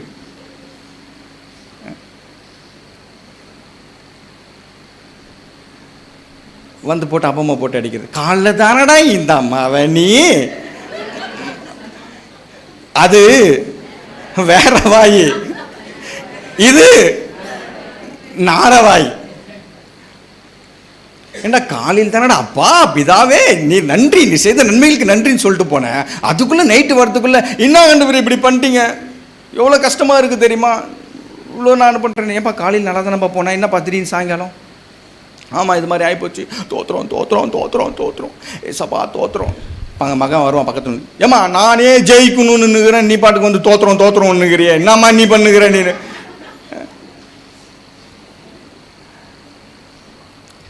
முதலாவது பரலோக ராஜ்யத்தினுடைய நீதியும் தேடுங்கன்னா என்ன நினச்சினுக்கிறான், காலைல 1 மணி நேரம் அவர் கொடுத்துட்டோம்ல, அவ்வளோதான் முடிஞ்சு. அதுக்கப்புறம் இப்போ நெக்ஸ்ட் அது 1 hour காட் பீரியட், ஸ்கூல் மாதிரி அது 1 hour காட் பீரியட். நெக்ஸ்ட் என்ன பீரியட் வந்துடணும், ஃபேமிலி பீரியட் வந்துடணும். சமைக்கிறது, கொள்வது, புருஷனை கவனிக்கிறது, அது பண்ணுறது, இதப்படி சமைக்கணும், கொள்ளணும். இதில் என்ன பண்ணி நிற்கிறதா இருக்கு, இதை தேட வேண்டியதாக இருக்குது. முதல்ல எதை தேடணும், பரலோக ராஜ்யத்தை தேடணும். நிறைய பேர் என்ன நினச்சிட்டு இருக்காங்க, முதலாவது தேவனுடைய ராஜ்யத்தை தேடுங்க அப்படின்னு ஃபஸ்ட்டு முடிஞ்சு 1 hour ஆயிடுச்சு, முடிஞ்சு உங்களுக்கு டைம் அவ்வளோதான் ஆண்டவரே, இப்போ நெக்ஸ்ட் எங்களுக்கு நாங்கள் ஃபேமிலியை என்ன பண்ணணும் பார்க்கணும் அப்படின்னு சொல்லி அந்த ஃபேமிலியில் போயிட்டு கிளம்புற அவசரத்தில் ஏதாவது ஒன்று கொட்டி விட்டாலும் ஊற்றி விட்டாலும் அப்போ வரும் பாருங்க ஆத்திரம். எங்கெங்க கத்திர போச்சு, கத்திர எங்கெங்க விட்டீங்க, அவருக்கெல்லாம் 1 மணி நேரம் தான், அது முடிஞ்சு. நெக்ஸ்ட் ஃபேமிலியை நாங்கள் என்ன பண்ணணும், கவனிக்கணும். ஃபேமிலி ஆதியோ பாதியோ நடிச்சான் பிடிச்சான்னு கவனிச்சுட்டு அதுக்கடுத்து எங்கே போயிடுறோம், இப்போ ஒர்க் மோடுக்கு போயிடுறோம். ஒர்க் மோடில் அங்கே பிரச்சனை, ப்ராப்ளம், ஏதாவது ஒன்று சந்தோஷம், எப்படின்னு ஏதாவது ஒன்று நைட்டே இருக்குது. அந்த இடத்துலையும் யார் விட்டுறோம், கத்தரை 1 மணி நேரத்தோடு என்ன பண்ணியாச்சு, முடிச்சாச்சு. உங்களுக்கு ஃபஸ்ட்டு ப்ரெஃபரன்ஸ் கொடுத்தாச்சு, அவ்வளோதான். 1 மணி நேரம் God period, next family period, அதுக்கப்புறம் ஒர்க் பீரியட். இப்படி தான் லைஃப் போயிட்டுருக்கு. இதுதான் முதலாவது தேவனுடைய ராஜ்யத்தினுடைய நீதியை தேடுங்கள் என்ன பண்ணியிருக்கிறாங்க நிறைய பேர் நினச்சிட்டு இருக்கிறாங்க. இந்த ஆர்டர் அது கிடையாது. இந்த ஆர்டர் அது என்ன பண்ணது, அது கிடையாது. Order is not defined kingdom of God. First God, 2 family, 3 work mode. First God. இந்த காடை ஃபேமிலிலையும் கொண்டு வர மாட்டாங்க, ஒர்க் மோட்லேயும் கொண்டு வர மாட்டாங்க. இல்லை நாங்கள் கொண்டு வரோமே, இந்த பின்னாடி பாயிண்டில் சொல்லிட்டு வரேன், எப்படி கொண்டு வரீங்கன்னு பார்க்கலாம் நம்ம நடைமுறை வாழ்க்கையில். காஞ்சிபுரம்னா என்ன ஞாபகம் வருது, பட் ஓகே. கலம்பூர் அரிசி நல்ல ஞாபகம் வருது, சரி ஓகே. ஜிஆர்டி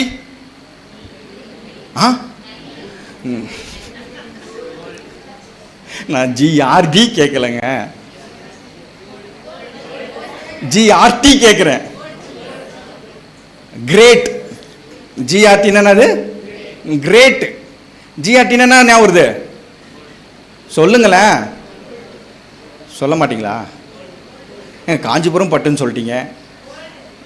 கோல்டு சொல்லுங்க, கோல்டு. அப்போ காஞ்சிபுரம்னாலே பட்டு ஞாபகம் வருது, கலம்பூர்னாலே அரிசி ஞாபகம் வருது, ரோலக்ஸ்னா வாட்ச் ஞாபகம் வருது, நைக்னா ஷூ ஞாபகம் வருது.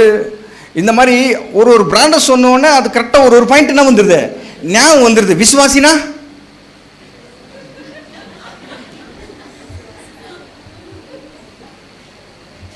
ஒருத்தங்க விசுவாசமாக இருக்கணும், இன்னொருத்தங்க ஜெபிக்கிறவங்களாக இருக்கணும், இன்னொருத்தங்க போர் வீரராக இருக்கணும், இன்னொருத்தங்க அபிஷேகம் நிறைஞ்சவங்களாக இருக்கணும், இன்னொருத்தவங்க ப்ரீச்சராக சமூக வசனம் எடுத்து சொல்கிறவங்களா இருக்கணும், இன்னொருத்தவங்க பாடுறவங்களா இருக்கணும்னு. இப்படி எத்தனை காரியம். சரவணா ஸ்டோர் மாதிரி இன்னும் வரும். சரவணா ஸ்டோர்னா என்ன ஞாபகம் வருது, மொத்த சாமானமும் எல்லாம் அங்கே தான் என்ன பண்ணோம் இருக்கும். அதனால தான் இந்த சரவணா ஸ்டோரோட மற்றவங்கெல்லாம் ஹைஃபையாக இருக்கிறாங்க. ஏன்னா அவங்க ஒன்றுத்தில் என்ன பண்ணுறாங்க, கான்சென்ட்ரேட் பண்ணுறாங்க. ஜிஆர்டினா கோல்டு, என்னுடைய பிஸ்னஸ் கோல்டு பிஸ்னஸ் மாத்திரமே. காஞ்சிபுரம்னா என்னுடைய பிஸ்னஸ் பட்டு பிஸ்னஸ் மாத்திரமே. கலம்பூர்னா என்னுடைய பிஸ்னஸ் அரிசி பிஸ்னஸ் மாத்திரமே. நைக்னா என்னுடைய பிஸ்னஸ் ஷூ மாத்திரம்தான். ரோலக்ஸ்னா என்னுடைய பிஸ்னஸ் வாட்ச் மாத்திரம்தான் என்னுடைய குறிக்கோளா இருக்கணும். அந்த மாதிரி விசுவாசினா நீங்க எதுல குறிக்கோளா இருக்கிறீங்க? நீ விசுவாசி அப்படின்னா ஒன்று டக்குன்னு சொல்லுங்க. தெரியல. சரவணா ஸ்டோரா இருக்கிறோம்.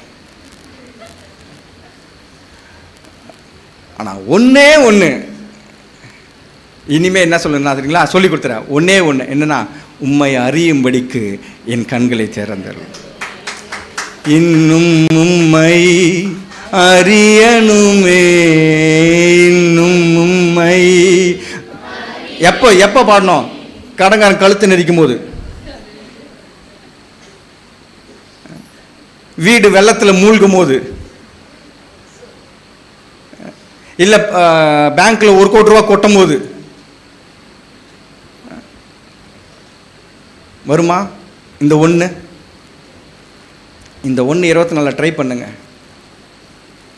எதை பற்றியுமே கேட்காம, இன்னும் உண்மை நான் அறியணும், உம்முடைய நாமத்தை நான் மகிமைப்படுத்தணும், உம்முடைய மகிமையை நான் என்ன பண்ணணும், காணணும் அப்படின்னு சொல்லி இதை ஒன்று மட்டுமே. எதுக்காக உங்களை உயிரோடு வச்சிருக்கிறார் சொல்லுங்க? ஏன் உங்களை கொசுவா வைக்காம மனுஷனை வச்சிருக்கிறாரு? எல்லாரும் கொசுவா வச்சிருந்தா செம சூப்பராக இருந்திருக்கும். மனுஷனாக இருந்தால் எவன் காதுலையும் கற்று கொயங்கன்னு கத்த முடியல. கொசுவாக இருந்தால் எல்லா காதுலையும் போய் கொயங்கன்னு என்ன பண்ணுங்களாம், கத்தினுக்கலாம். மனுஷனாக இருக்கிறதுனால நமக்கு தெரிஞ்சவங்க மட்டும் போய் போட்டு போட்டு கொடுக்குறதா இருக்குது. தெரியாதவங்கிட்ட போய் முன்ன பின்ன தெரியாதவங்கிட்ட போய் இன்னொருத்தனை போய் சொல்ல முடியுமா? முடியாது. கரெக்டா? இது கொசுவாக இருந்தா எவனா இருந்தால் எனக்கு என்ன, என் வேலை போட்டு கொடுக்குற வேலை. அதனால் எவன் காதிலாவது என்ன பண்ணுப்போம், கோயங்கன்னு கத்தி நிற்போம். அவன் என்ன பண்ணான், டொக்குன்னு அடிச்சு போச்சுவான். அந்த மாதிரி கொசுவாக நம்மளை வைக்காமல் எதுக்கு மனுஷனாக வச்சிருக்கிறாரு, எதுக்கு நம்மளை உசுரோட வச்சிருக்கிறாரு அப்படின்னா, அவர் ஒன்றை செய்யறதுக்கு ட்ரை பண்ணுறாரு. இந்த எக்ஸ்பிளைன் மட்டும் நான் சொல்லி முடிக்கிறேன். ஒரு 3 பேர் வாங்க. நீ வா தம்பி, நீ வா. எங்கே உங்கள் அண்ணன்? வா தம்பி, சீக்கிரம் வா.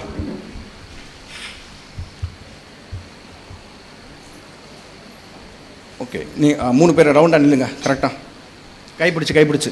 ஓகே, இவங்க தான் ட்ரினிட்டி. ஓகே, பிதா, குமாரன், பரிசுத்த ஆவி. இப்போது இவங்க பிடிச்சிக்கோ. இப்போ இவங்களுக்குள்ள நான் இருக்கேன். இப்போ என்ன பண்ணுறாரு, இவருடைய ரூபத்தின்படி என்ன பண்ணிட்டாரு, என்ன உண்டாக்கிட்டாரு, உருவாக்கிட்டாங்க. இப்போ நான் இருக்கிறேன். இப்போ நான் யாருக்குள்ளாக இருக்கிறேன், கிறிஸ்துவுக்குள்ளாக இருக்கிறேன், இந்த ட்ரினிட்டிக்குள்ளாக இருக்கிறேன். இந்த 3 பேருமே என்னை சுற்றி என்ன பண்ணுறாங்க, இருக்கிறாங்க. இவங்க 3 பேருமே என்னை சுற்றி இருக்கிறாங்க. இவங்க என்ன நினைக்கிறாங்க அப்படின்னா, இப்போது என்னுடைய இருதயத்தை நான் இந்த மனுஷனுக்கு என்ன பண்ணுறேன், கொடுக்குறேன். இவங்களுடைய இருதயத்தை நமக்கு என்ன பண்ணுறானா, கொடுக்குறானா. இவங்களுக்கு நான் மனுஷனுக்கு நான் ஒரு இருதயத்தை கொடுக்குறேன். அந்த இருதயத்தை கொடுத்துட்டு அந்த இருதயத்தில் என்னுடைய அன்பை பெற்றுக்கொள்ளும்படியான தன்மையை அவங்களுடைய இருதயத்தில் என்ன பண்ணுறேன், கொடுக்குறேன். இப்போது நம்முடைய இருதயம் எப்படிப்பட்டதாக இருக்குன்னா, இயேசு கிறிஸ்துவின் அன்பை பெற்றுக்கொள்ளக்கூடியதாக இருக்குது. அந்த மாதிரி இருதயத்தை நமக்கு என்ன பண்ணிட்டாரு, கொடுத்துட்டு இப்போ இவர் என்ன நினைக்கிறாருன்னா, இப்போது இருதயத்தை கொடுத்துட்டோம், நம்முடைய அன்பை இவன் பெற்றுக்கொள்ளும்படியான இருதயத்தை இவனுக்கு என்ன பண்ணிட்டோம், கொடுத்துட்டோம். ஆனால் நான் வாண்டடாக எவன்கிட்டையும் என் அன்பை எடுத்துக்கோன்னு என்ன பண்ண மாட்டேன், சொல்ல மாட்டேன். நான் கம்பல் பண்ண மாட்டேன். அதுதான் ஃப்ரீ வில் என்ன பண்ணுறாரு, கொடுக்குறாரு. ஃப்ரீ வில் இல்லை அப்படின்னாக்கா ஆதாம் பழத்தையே என்ன பண்ணியிருக்க மாட்டான், சாப்பிட்ருக்க மாட்டான். ஏன்னா எல்லாமே யார் கண்ட்ரோலில் இருக்கும், தேவனுடைய கண்ட்ரோலில் இருக்கும். தேவனுடைய கண்ட்ரோலில் இருந்துச்சுன்னா ஆதாம் பழம் சாப்பிட்ருக்க முடியுமா, முடியாது.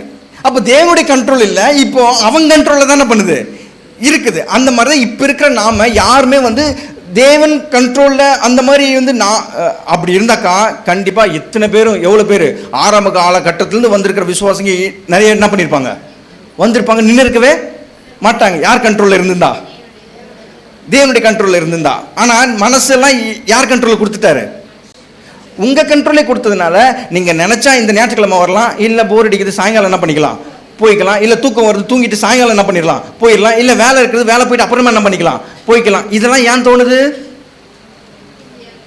சொல்லுங்க. அப்போ மைண்டும் ஆர்ட்டும் யார் கண்ட்ரோலில் இருக்கு சொல்லுங்களேன், உங்கள் கண்ட்ரோலில் தான் இருக்கு. அதனால தான் நீங்கள் நினச்சா வரீங்க, நினச்சா என்ன பண்ணிடுறீங்க நிற்கிறீங்க, நினச்சா ஆவிக்குரிய ரீதியில் தொபுக்கனையும் குடிச்சிடுறீங்க, நினச்சா டக்குன்னு மாம்சத்துக்கு என்ன பண்ணிடுறீங்க போயிடுறீங்க. 1 மணி நேரம் காடுக்குள்ளே வந்துடுறீங்க, மற்ற 8 மணி நேரம் எங்கே போயிடுறீங்க, ஒர்க் மோடுக்குள்ளே என்ன பண்ணிடுறீங்க போயிடுறீங்க. எப்படி உங்களால் மட்டும் முடியுது, ஏன்னா ஹார்ட் டு மைண்டு உங்கள் கையில் என்ன பண்ணுது கர்த்தர் கொடுத்துருக்கிறாரு. அப்போது இருதயத்தை என்கிட்ட கொடுத்துட்டு இவர் நினைக்கிறாரு, என்னுடைய அன்பை இந்த இருதயம் வாங்கி கொள்ளணும் உணரக்கொள்ளணும் அப்படிங்கிற பட்சத்தில் என்னுடைய இருதயம் இருக்குது. ஆனால் நான் யாரையும் என்ன பண்ண மாட்டேன், கம்பல் பண்ண மாட்டேன். சர்ச்சுக்கு வரலன்னா வயிற்றால போக வைக்க மாட்டேன், சர்ச்சுக்கு வரலன்னா கால் உடைக்க மாட்டேன், சர்ச்சுக்கு வரலன்னா மண்டையை உடைக்க மாட்டேன், நான் ரொம்ப நல்லவன், எல்லாரையும் நேசிப்பவன் அப்படின்னு அவர் என்ன பண்ணுறாரு சொல்கிறாரு. யாரையுமே கம்பல் பண்ணுறது கிடையாது. இப்படி இருக்கும் பொழுது இப்போது யாரெல்லாம் விசுவாசிக்கிறீங்க, நான் எங்கே போனாலும் இவங்க 3 பேர் என் கூட வருவாங்கன்னு, என்னங்க யாருமே விசுவாசிக்கலையா, கையை தூக்க மாட்டேங்கிறீங்க, எதுவும் 4-5 பேர் தான் இருக்குது. இந்த அதாவது உங்களுடைய பிரதிநிதியாக நான் இங்கே நிற்கிறேன். இப்போ இங்கே நீங்கள் தான் என்ன பண்ணுறீங்க நிற்கிறீங்க, எதுக்குள்ள இந்த 3 பேருக்குள்ள பிதா குமாரன் பரிசுத்த ஆவிக்கு மத்தியில் யார் இருக்கிறீங்க, இதுதான் கிறிஸ்துவுக்குள்ளாக இருக்கிறது. இங்கே இருக்கிறீங்க, எத்தனை பேர் விசுவாசிக்கிறீங்க நீங்கள் எங்கே போனாலும் இந்த 3 பேர் கூட வருவாங்கன்னு. கம்பெனிக்கு போனா, வீட்டில் இருந்தா, ஊருக்கு போனா, பிக்னிக் போனா, பீச்சுக்கு போனா, வால் போஸ்ட் பார்த்தா சொல்லுங்க சொல்லுங்க சொல்லுங்க. சினிமா தேட்டருக்கு போனா பல பல விஷயங்களை பார்த்துட்டு இருந்தா கூட இருப்பார். ரெட் லைட் ஏரியாவுக்கு போனா என்னங்க அப்படியே பேக் வாங்குறீங்க? சொல்லுங்க சொல்லுங்க. உங்ககிட்ட இவர் கூட இருந்தனா நீங்க எங்கெங்கெல்லாம் போறீங்களோ அங்கெல்லாம் இருப்பார்னு எத்தனை பேர் விசுவாசிக்கிறீங்க? A to Z வரை சொல்றேன். இந்த 3 பேரும் அந்த இருதயத்தை நமக்கு கொடுத்துருக்குறாங்க. கொடுத்துட்டு இப்போ குழந்தைய என்ன பண்ண போறேன்? பிறக்க போறேன். குழந்தையா பிறக்கும் போது என்ன பண்றேன்? அழுகுறேன். குழந்தை அப்படி தானே பண்ணுது, அழுகுதுங்க. அப்பவையும் அவர் கூடவே என்ன பண்றாரு? இருக்கிறாரு. நான் குழந்தைய பிறந்து முதல் தாயின் கருவில் உருவாகும் முன்னவே என் கூட இருந்தவர், பிறந்ததுக்கு அப்புறமே என் கூட தான் என்ன பண்றாரு? இருக்கிறாரு. அப்புறம் என்னை அம்மா அப்படியே தொட்டில இப்படி உருட்டி போட்டாலும் அங்கேயே என்ன பண்றாரு? அவரு உருண்டு படுக்கிறாரு. அப்புறம் வளர்ந்த பிறகு இப்போ அப்பா அம்மா திட்ட ஆரம்பிச்சிட்டாங்க. இப்போ திட்டின உடனே எனக்கெல்லாம் அதெல்லாம் இருக்குது, அந்த மைண்டெல்லாம் இருக்குன்னு வச்சுக்கோங்க. ஒரு 8th படிக்கிற பிள்ளைங்க, 10 படிக்கிற பிள்ளைங்க அப்படின்னா இப்போ அப்பா அம்மா திட்டின உடனே இப்போ என்ன வந்துடுது? உள்ளத்தில் அவங்களுக்கு கோவம் வந்துடுது, இல்லைன்னா ஏதாவது துக்கம் என்ன பண்ணிடுது? வந்துடுது. இப்போ அது போய் மூணில் உட்காந்து அழுகுதுங்க. எங்கள் அப்பா என்ன திட்டாங்க. ஸ்கூல்லலாம் ஒரு மாதிரி அப்படியே அஃபண்ட் ஆகி உட்காந்துருக்கு. என்ன அவங்க ஃப்ரெண்டு என்னமாச்சு? என்ன எங்கள் அப்பா அம்மா வீட்டில் என்ன பண்ணிட்டாங்க? திட்டாங்க. அப்போவே இவங்க 3 பேர் ஒரே ஒரு கேள்வி கேட்குறாங்க. என்ன கேள்வி அப்படின்னா, நான் உன்னை நேசிக்கிறதுக்கு உன் இருதயத்தில் இடம் கொடுக்குறியா அப்படின்னு கேட்குறேன். எங்கள் அப்பா அம்மா என்ன திட்டாங்க, என்னால் தாங்கவே முடியல. கொடுக்குறதே இல்லை. இதே அப்பா அம்மா பென்சிலோ ஐஃபோனோ ஏதோ என்ன பண்ணிட்டாங்க, வாங்கி கொடுத்து ரொம்ப ஜாலி ரொம்ப ஜாலி கேட்குறாங்க. தம்பி இப்போ என் கூட உன்னை நான் நேசிக்கிறதுக்கு உன் இருதயத்தை எனக்கு எவ்வளோ பெரிய மேட்ரு கையில் கிடச்சிருக்கு தெரியுங்களா? உங்களுக்கு தெரியுமா ஐஃபோன் பற்றி? இந்த பாருங்க, இன்ஸ்டாகிராமு, ஃபேஸ்புக்கு, வாட்ஸ்அப்பு, யார் வேணாலும் செக் பண்ணலாம், யார் வேணாலும் ஃபோட்டோ என்ன பண்ணலாம். பார்க்குறீங்களா? நீங்களும் கொஞ்சம் நேரம் வாங்கலாம். டே தம்பி, நான் உன்னை நேசிக்கிறதுக்கு இடம் கொடுக்குறியாப்பா. ஐஃபோன் வந்திருக்கு, இதை நோட்டத்துக்கே நேரம் இல்லாண்டவர் உங்களெல்லாம் எங்கேருந்து? அதான் 1 மணி நேரம் கொடுத்துட்டேன்ல, அவ்வளோதான். அடுத்த 8 மணி நேரம் இதை தான் என்ன பண்ணுப்பேன்? இதுதான் பரலோக ராஜ்யத்தையே நீதி என்ன பண்ணுறது? அதான் தேட்டன்ல 1 hour அவ்வளோதான் உங்களுக்கு. அப்புறம் ஃபோனு 10th +2 எக்ஸாம் எழுதிறானுங்க, ஃபெயில் என்ன பண்ணிட்டானுங்க? ஆயிட்டானுங்க. ஃபெயில் ஆகிட்ட உடனே இப்போ என்ன ஆகி போச்சு? இருதயம் உடஞ்சி போச்சு. வீட்டில் போனால் அப்பா அம்மா என்ன பண்ணுவாங்க? திட்டுவாங்க. அதனால் எங்கேயோ கம்மாக்கவரையோ காவாக்கரையோ போய் என்ன பண்ணிக்கணும்? உட்காந்துக்கிட்டு அழுதுக்கணும். ஃபெயில் ஆகிட்டேன் மச்சான், ஃபெயில் ஆகிட்டேன்டா, எப்படி போச்சுன்னே தெரியலடா. அப்போவே இவங்க ஒரே கேள்வி கேட்குறாங்க, நான் உன்னை நேசிக்கிறதுக்கு உன் இருதயத்தில் இடம் கொடுக்குறியா? அப்பா அம்மா திட்டுவாங்க, எனக்கு வாழவே பிடிக்கல, நான் 10th ஃபெயில் ஆகிட்டேன், +2 ஃபெயில் ஆகிட்டேன், இனிமேல் வாழ்க்கையில் என்ன இருக்கு? சூசைடு போகிறதுக்கும் மற்றது போகிறதுக்கும் என்ன ரீசன்னா இதுதான். இவங்களை நேசிக்கிறதுக்கு நம்ம இடமே என்ன பண்ணுறது இல்லை, கொடுக்கறதே இல்லை. இதே 10th பாஸ் ஆகிட்டு +2 பாஸ் ஆகிட்டு, நான் பாஸ் ஆகிட்டேன், நான் என்ன ஆகிட்டேன்? நான் என்ன ஆகிட்டேன்? பாஸ் ஆகிட்டேன்னு அப்படி ஓடி வரும்போது அப்பயும் அதே கேள்வி தான் கேட்குறாங்க. என்ன கேள்வி? உன்னை என்ன நேசிக்கிறாயா? இல்லை, கொஸ்டினை மாத்திர போறீங்க. உன்னை நேசிக்கிறதுக்கு எனக்கு உன் இதயத்தில் நான் உன்னை என்ன பண்ணணும்? சொல்லு, நீங்க 3 பேர் சொல்லுங்க. நாங்கள் உங்களை நேசிக்க உன் இருதயத்தில் இடம் கொடுக்குறியா? இந்த கேள்வி தான் இவங்க கேட்டுக்கிறாங்க.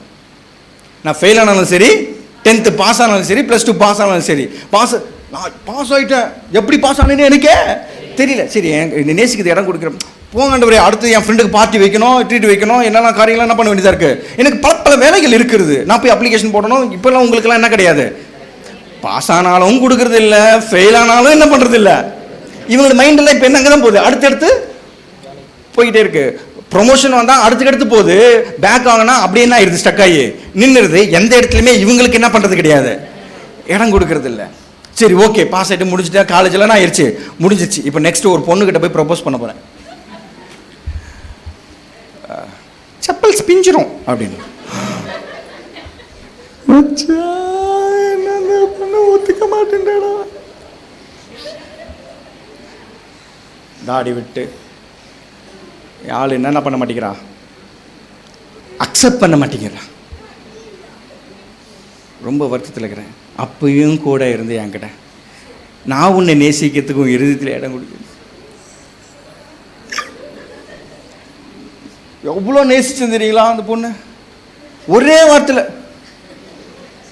மச்சான் லவ் ஃபெயிலர் மச்சான், எங்கடா தண்ணி? அப்பயும் கேட்குறாங்க, எப்பா சே ஃபெயில் ஆச்சுன்னாப்பா, நான் உன்னை நேசிக்கிறேன், உன் இருதயத்தில் என்ன கொடு, இடம் கொடு. ரொம்ப கஷ்டமாக இருக்காண்டவர். இந்த உலகத்துலேயே எனக்கு வாழவே பிடிக்கல. அதாவது ஹஸ்பண்ட், ஐ மீன் லவர், லேடி லவ் பார்த்து சொன்னாலும் சரி, லேடி லவ் லவரை பார்த்து சொன்னாலும் யாருக்கு இருந்தாலும் சரி, ஏதாவது ஒரு ஃபெயிலர் ஆயிடுச்சு அப்படின்னா, இவ்வளோ நாளாக தொடர் ஒரு 5 வருஷமான பழக்கம் திடீர்னு ஆகி போச்சு, அண்ணான்னு சொல்லிருச்சு. ஃபஸ்ட்டே வேணான்னு சொல்லிது, சப்பல் பிஞ்சிருன்னு சொல்லியிருந்தாக்கா அடி வாங்கிட்டு இவன் பாட்டுக்கு என்ன பண்ணிருப்பான், அடியாவது மிச்சம் என்ன பண்ணிடலாம், போயிடலான்டாண்டு 5 வருஷம் பழகிட்டு கடைசியில் இப்போ என்னன்னு சொல்லிருச்சு. இப்போ அண்ணா இது என்னால் தாங்கவே முடியல, ஏசப்பா என்னதான் பண்ணினுங்கிறீங்க. 5 வருஷமா ஒரு பொண்ணை பார்த்துன்னு திடீர்னு என்ன பார்த்து என்ன பண்ணிருச்சு, அண்ணான்னு சொல்லிருச்சு. இப்போ ஒரு டே தம்பி, உன்னை நான் நேசிக்கிறதுக்கு இருதயத்தில் என்ன கொடு, இடம் கொடு. என் கஷ்டம் எனக்கு தான் தெரியும். அதனால தான் இந்த மாதிரி பாட்டெல்லாம் வந்துச்சு. அந்த காதல் இருக்கிற வயசில் மனுஷன் கடவுளாக என்ன பண்ணணுமா, பிறக்கணும். அந்த இருக்கும் வயதினில் கடவுள் மனிதனாக என்ன பண்ணுவதில்லை, பிறப்பதில்லை. கடவுள் மனிதனாக பிறக்க வேண்டும். அவன் ஆமாம் அப்படியே அழிஞ்சு போயிடணும். அந்த மாதிரி பாட்டெலாம் ஏன் வர்றதுக்கு காரணம்னா, இந்த மாதிரி ரெக்ஸ் ஆகிறதுனால என்னன்னு சொல்லிட்டா, அவன் 5 வருஷமாக லவ் பண்ணிட்டு அண்ணன் என்ன பண்ணிட்டா சொல்லிட்டா. அது நிறைய பாட்டுங்களா வருது, பொண்ணுங்களை நம்பாத, அதை பண்ணாத, இதை பண்ணாத, எதை பண்ணாத, எல்லா பாட்டுங்களும் இப்படி தான் வருது. ஏன்னா ஒருத்தனும் கத்தருக்கு நேசிக்கிறதுக்கு என்ன கொடுக்கல, இடம் கொடுக்கல. இப்போ அதே நான் ஒரு பொண்ணை லவ் பண்ணி 5 வருஷம் ஓகே சக்ஸஸ் ஆயிடுச்சு. இப்போ கல்யாணத்துக்கு வீட்டுக்கு நாட்டு ஆயிடுங்க, 2 வீட்லையும் சம்மதிச்சிட்டாங்க. இப்போ கல்யாணத்துக்கு ஓகே ஆகி போச்சு, ரொம்ப சந்தோஷம். அதுக்கு ஒரு பாட்டு பேக்ரவுண்டில், சூப்பர் பாட்டு, உங்களுக்குலாம் ஞாபகம் இருக்கும். வந்துச்சா இல்லையா? நான் பாடிலாம் காமிக்க மாட்டேன். மனைவியாக வரும்போது சோகம் கூட எப்படி மாறுமா, கஷ்டமா மாறுமா, சுகமா மாறுமா? அந்த பெண்ணே மனைவியா வரும்போது, எந்த பெண்ணே, லவ் பண்ண பொண்ணே மனைவியா வரும்போது சோகம் கூட என்னவா மாறும், சுகமாக மாறும். அப்போ கல்யாணம் பண்ணிட்டு ஓகே வீட்டில் ஒட்டிக்காச்சு. இப்போ ரொம்ப கேர்ஃபுல்லாக இருக்கிறாங்க. தம்பி மகனே, இப்போ நான் ரொம்ப உனக்கு தேவைடா 3 பேரும், ஏன்னா கல்யாணம் பண்ண போகிறேன், இனிமேல் நான் உனக்கு ரொம்ப தேவை, உன் இருதயத்தை என்ன நேசிக்கிறதுக்கு கொடு, இல்லைன்னா நிமிஷத்துக்கு நீ என்ன ஆகிட்டே இருப்ப. ஏன்னா கல்யாணத்துக்கு ஒத்துக்கிட்ட, கல்யாணத்துக்கு ஒத்துக்காத வரையும் நீ கொஞ்சம் சேஃபு. இப்போ கல்யாணத்துக்கு மாட்டிக்கிட்ட அவ்வளோதான், இனிமேல் டெய்லி நான் உனக்கு தேவை, இப்பயாச்சும் உன்னை நேசிக்கிறதுக்கு நீ எனக்கு இடம் கொடுப்பியா மாட்டியா? எவ்வளோ பெரிய விஷயம் நடந்திருக்கு. அடுத்த மேரேஜ் வேலையெல்லாம் என்ன பண்ணணும், பார்க்கணும், ரொம்ப சந்தோஷமாக இருக்கணும். அடுத்த வேலையில் எவ்வளோ இருக்குது தெரியுங்களா? இந்த நேரத்தில் வந்து உனக்கு இடம் கொடுக்குறேன், எனக்கு இடம் கொடுக்குறேன்னு. அப்போ சந்தோஷம் வரும்போது நெக்ஸ்ட் என்ன வேண்டியதாக இருக்குது, போய்கிட்டு தான் இருக்க வேண்டியதாக இருக்குது. ஏதோ ஒரு ப்ராப்ளம் வந்தால் அப்படியே அந்த இடத்துல என்ன ஆக வேண்டியதாக இருக்குது, ஸ்டக்காக வேண்டியதாக இருக்குது. ஏன்னா இவங்க இருதயம்லாம் அந்த இடத்துல என்ன பண்ணியிருக்கிறாங்க, வச்சிருக்கிறாங்க. அதனால லவ் பண்ண பொண்ணு ஃபெயில் ஆயிடுச்சுன்னா இவங்க இருதயம் உடஞ்சிருது. அதே பொண்ணை கல்யாணம் பண்ணால் இவங்க இருதயம் ஆயிடுது, சந்தோஷம் ஆயிடுது. இப்போ அடுத்து முடிச்சு கல்யாணம் ஆகி நல்லா போயினுக்குது. ஒவ்வொரு நாளும் சண்டை தான், ஒவ்வொரு நாளும் நாட் அண்டர்ஸ்டாண்டிங். ஏதோ பிள்ளைங்களுக்காக என்ன பண்ணுகிறோம், அட்ஜஸ்ட் பண்ணி வாழ்ந்துனுக்குறோம் அப்படிங்கிற மாதிரி தான் சில குடும்பங்கள் என்ன பண்ணிகிட்ருக்கு, போயிட்டுருக்கு. அப்படியே போயிட்டுருக்கு. இவர் பிஸ்னஸ் ஆரம்பிக்குது. இப்போ பிஸ்னஸில் 1 லட்சம் போடுறாரு. 1 லட்சம் போட்ட உடனே என்ன வந்துடுது, திடீர்னு 1 கோடின்னு ஆயிடுது, வந்துடுது. அப்பாடா 1 கோடின்னு ஆயிடுச்சு, வந்துருச்சு. இவங்க கேட்குற கேள்வி என்னது, உன்னை நேசிக்க உன் இருதயத்தில் எனக்கு எவ்வளோ லாபம் வந்துச்சு தெரியுமா ஆண்டவரே, இதை வச்சு இப்போ என்ன நான் பண்ணுறேன் பார். அடுத்து அப்படியே கார்மெண்ட்ஸு, அப்படியே ஷூ ஃபேக்ட்ரி, அது இது அப்படின்னு போயிட்டே இருக்கேன். தம்பி நான் உன்னை நேசிக்கிறது இடம் கொடுப்பான், அதெல்லாம் வேண்டாம் ஆண்டவரே. உங்களுக்கு கொடுத்தது 1 மணி நேரம் தான், அவ்வளோதான். முதலாவது தேவனுடைய ராஜ்யத்தை என்ன பண்ணிட்டேன், தேடிட்டேன். அடுத்தது என் பிஸ்னஸ் என்ன பண்ணி ஆகணும், பார்த்தாகணும். சரி 1 லட்சம் போட்டு இப்போ 10 லட்சம் ஆகிப்போச்சு, நஷ்டம் ஆகிப்போச்சு. இப்போ ஹார்ட் எப்படி இருக்கும், அப்படியே தொங்கி வரும். லைஃப்பில் ஒன்றும் இல்லை. ஏன்னா இவன் ஹார்ட்லாம் எது மேலே இருக்கு, பிஸ்னஸ் மேலே இருக்கு. அதனால் இப்போ 10 லட்சம் கடன் வந்த உடனே இப்போ இவனால் என்ன பண்ண முடியல, தாங்கவே முடியல. இப்போவும் அவர் ஒரு கேள்வி கேட்குறாரு, உன்னை நேசிக்க என் இருதயத்தில் இடம் கொடுக்கு முடியல ஆண்டவர், முடியாது. 1 மணி நேரம் ஜெபிச்சேன் என் பிஸ்னஸ் நல்லா வரணும்னு. இப்படி ஆகிப்போச்சு. இனிமேலாம் உங்கள் பக்கம்லாம் வருவேன்லாம் நினச்சி கூட என்ன பண்ணாதீங்க, பார்க்காதீங்க, அவ்வளோதான், பாய் அப்படிங்கிற எண்ணம் தான் என்ன பண்ணுது நிறைய பேருக்கு இருக்குது. அதனால நிறைய பேர் எங்கே வரதில்லை, சர்ச்சுக்கு வரதில்லை. ஏன்னா அவங்க இருந்ததெல்லாம் எது மேலே இருக்குது தெரியுமா? வேலை மேலேயும் பொருளாதாரத்தில் மேலேயும் பிஸ்னஸ் மேலேயும் இப்படி இருக்கிற பட்டு மைண்டு மேலே இருக்கிறதுனால தான் இவங்க மேலே கோச்சிக்கிட்டு என்ன பண்ணுறாங்க, நானும் 1 மணி நேரம் ஜெபிச்சேன், நானும் 1 மணி நேரம் பாட் பண்ணேன், எப்போ அது தேடினா முதலாவது நீதி தேவனோட ராஜ்யத்தை நீதி தேடினா அது 1 மணி நேரம் போதுமா? பிஸ்னஸ்க்கு அப்புறம் நீங்கள் பாதாளத்திலே போய் படுக்க போட்டாலும் அங்கேயே என்ன பண்ணுறாரு, அங்கேயே வந்து கேட்குறாரு, உன்னை நேசிக்கிறதுக்கு எனக்கு இடம் கொடுப்பியா? இதுதான் முதல்ல கேட்டேன். நீங்கள் எங்கே போனாலும் கூட வருவாரா? சொல்லுங்க, நான் எங்கே போனாலும் என் கூட வருவார், என் கூட இருப்பார். ஜகா வாங்கிடக்கூடாது. சினிமா தேட்டருக்கு போகிறான்றவர் கொஞ்ச நேரம் வெயிட் பண்ணுங்கள், 3 மணி நேரம் கழிச்சு உங்களை வந்து என்ன பண்ணுறேன் பார்க்குறேன். இல்லை இவரும் சரி இவன் தேட்டருக்குள்ளே போகிறான்டா, நேராக சர்ச்சுக்கு போவான்னு பார்த்தா எங்கே போகிறான், தேட்டருக்கு போகிறான், படம் ரிலீஸ் சரி நம்ம ஒரு 3 மணி நேரம் கேட்டுக்கிட்டு வெளியவே என்ன பண்ணுவோம், நிற்போம். நீ போயிட்டு வாப்பா, 3 மணி நேரம் நல்லா ஜாலியாக படம் பார்த்து. நிறைய கிறிஸ்துவர்கள் என்ன நினைக்கிறாங்க, இதுதான் நினச்சிக்கிட்டு இருக்காங்க. இவங்க 3 பேர் எங்கே நின்றுவாங்க, கேட்டுக்கிட்டு நின்றுவாங்க. இவன் மட்டும் 3 மணி நேரம் படம் பார்த்துட்டு வந்துட்டாண்டவரே ஸ்தோத்திரம் ஸ்தோத்திரம் ஸ்தோத்திரம். இப்படி அவங்கள விட்டுட்டு அதாவது உங்களுக்கு கொடுக்குற நேரம் எவ்வளோ ஆகிப்போச்சு, 1 மணி நேரம். இப்போ முன்ன காலையில் 5லேருந்து 6 1 மணி நேரம் கொடுத்தாச்சு. அதுக்கப்புறம் என் ஃபேமிலி நான் ரன் பண்ணணும், இது பண்ணணும். அதனால தான் கஷ்டப்படுறீங்க, அதனால தான் கஷ்டப்படுறதா இருக்கும். அந்த வேலை அவசரத்தில் கண் தெரியல உனக்கு எங்கே வச்சுக்கிறேன்னு, நான் தான் கிளம்புகிறேன் அவசரத்தில், நீ அதை எடுத்து கொடுக்கூடாதா? இதெல்லாம் எங்கேருந்து வந்தது? அவங்கள அங்கேயே விட்டீங்க. நீங்கள் மட்டும் ஃபேமிலிக்குள்ளே வரதுனால தான் கிளம்பும் போதும் எதை பண்ணும் பொழுதும் குடும்பத்தில் என்ன வருது, இப்போது பிரச்சனை வருது. ஒர்க் மோடில் மேனேஜர் வந்துட்டான்டா அப்படின்னு ஏன் தோணுது அப்படின்னா, இவங்க 3 பேருமே 1 மணி நேரத்தில் வீட்டில் என்ன பண்ணிட்டு இருக்கிறீங்க, விட்டுட்டு இருக்கிறீங்க. ஒர்க்கு இருக்கிறதுல நீங்கள் என்ன பண்ணுறதில்ல, தேடுறதில்ல. அதனால மேனேஜர் எது பண்ணாலும் உங்கள் இறுதி என்ன ஆகுது, அஃபெண்ட் ஆகுது. அவங்க கம்பெனியில் புது ரூல்ஸ் போட்டாலும் உங்கள் இறுதி என்ன ஆகுது, சொல்லுங்கள் முடிச்சிடுறேன், அஃபெண்ட் ஆகுது, கஷ்டப்படுது. முன்னெல்லாம் இல்லை, முன்ன மாதிரிலாம் இல்லைம்மா, இப்போல்லாம் புது ரூல்ஸ் என்ன பண்ணுகிறாங்க, போட்டுனே இருக்கிறாங்க. ஃபர்ஸ்ட்லாம் எப்படி இருந்துச்சு தெரியுமா, ஜாலியாக இருந்துச்சு. இப்போ ரொம்ப என்ன பண்ணிட்டாங்க, அவங்க எவ்வளோ ஸ்ட்ரிக்ட் பண்ணால் என்னன்னு கேட்குறேன். உங்கள் இறுதி அது மேலே இருந்துச்சுன்னா நீங்கள் கவலைப்பட்டுட்டு அதை குறித்து பேசிக்கிட்டு மற்றவங்ககிட்ட என்ன பண்ணுப்பீங்க, ஆமாம் ஸ்ட்ரிக்ட் ஆகிட்டாங்க என்னக்கா பண்ணுறது, இப்படி தான் பண்ணி ஆகணும். இந்த நிலைமெல்லாம் ஏன் வருது அப்படின்னா, 1 மணி நேரத்தை அங்கேயே என்ன பண்ணிட்டுக்கிறீங்க, விட்டுட்டு வர்றதுனால தான் இந்த மாதிரி பேச்சில் என்ன பண்ணுது நடக்குது. ஆனால் பரலோக ராஜ்யம், முதலாவது பரலோக ராஜ்யத்தை நீதி தேடுங்கள், இது கிடையாது. எல்லா நேரத்துலையுமே இவர் என்ன பண்ணணும், இன்க்ளூட் பண்ணணும். இவரை விட்டுட்டு நீங்கள் மட்டுமே போகிறதுனால தான் உங்களுக்கு எல்லா வேலைகளுமே எப்படி இருக்குது, கஷ்டமாக இருக்குது, ப்ராப்ளமாக இருக்குது. எபேசியர் எடுங்க. சரி நீங்கள் போய் உட்காந்துக்குங்கப்பா. Okay thank you. எபேசியர் 5:22.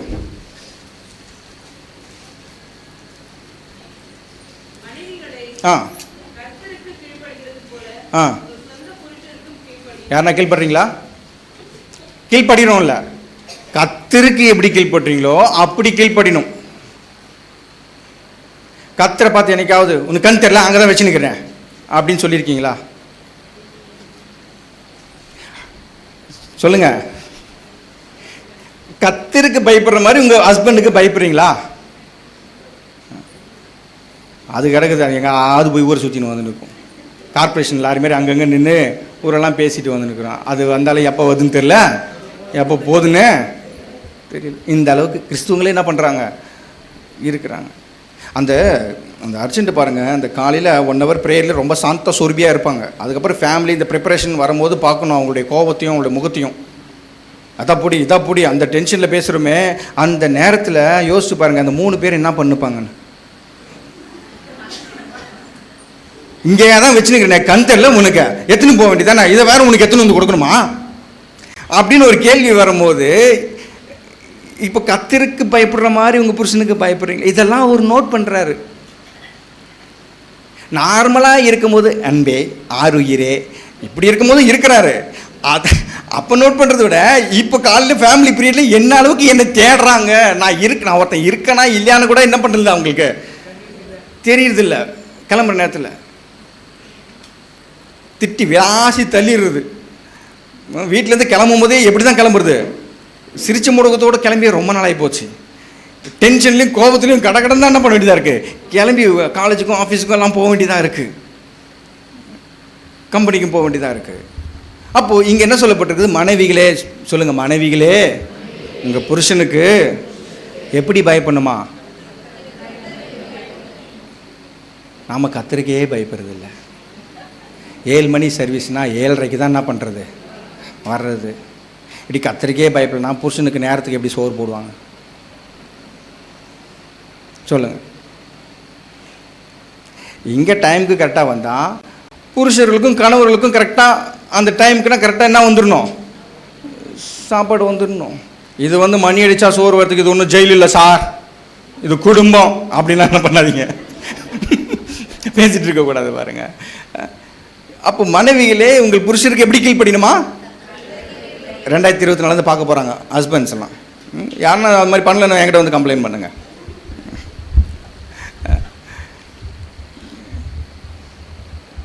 எப்படி கீழ்ப்படியணுமா? உங்கள் வாயிலேருந்து வர வரையும் நான் விட மாட்டேன். உங்கள்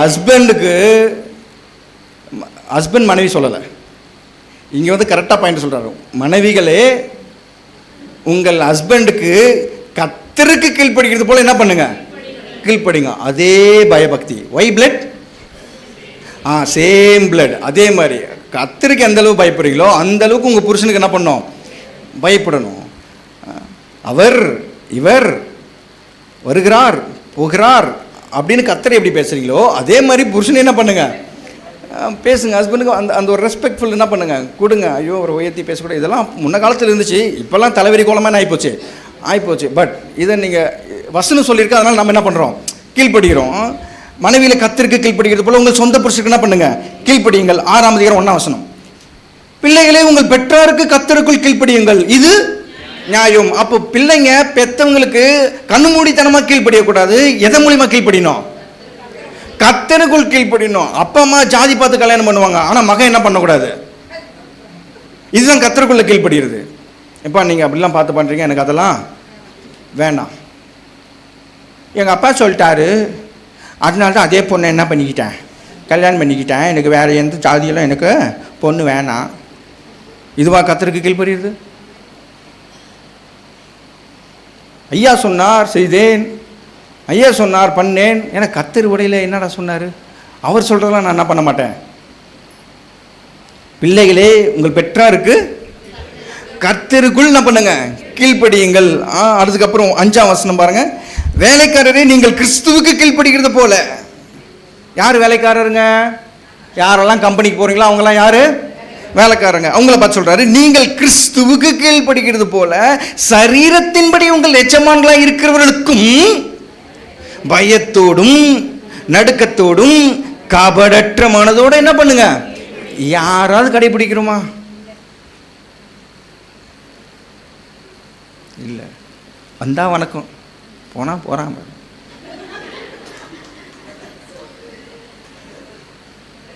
கர்த்தருக்கு கீழ்ப்படிவதில் பயத்தோடும் நடுக்கத்தோடும் கபடற்றவர்களாகும். அவருக்கு முன்னாடி இப்போ தான் உங்களை பற்றி நினச்சிக்கிட்டே இருந்தேன்.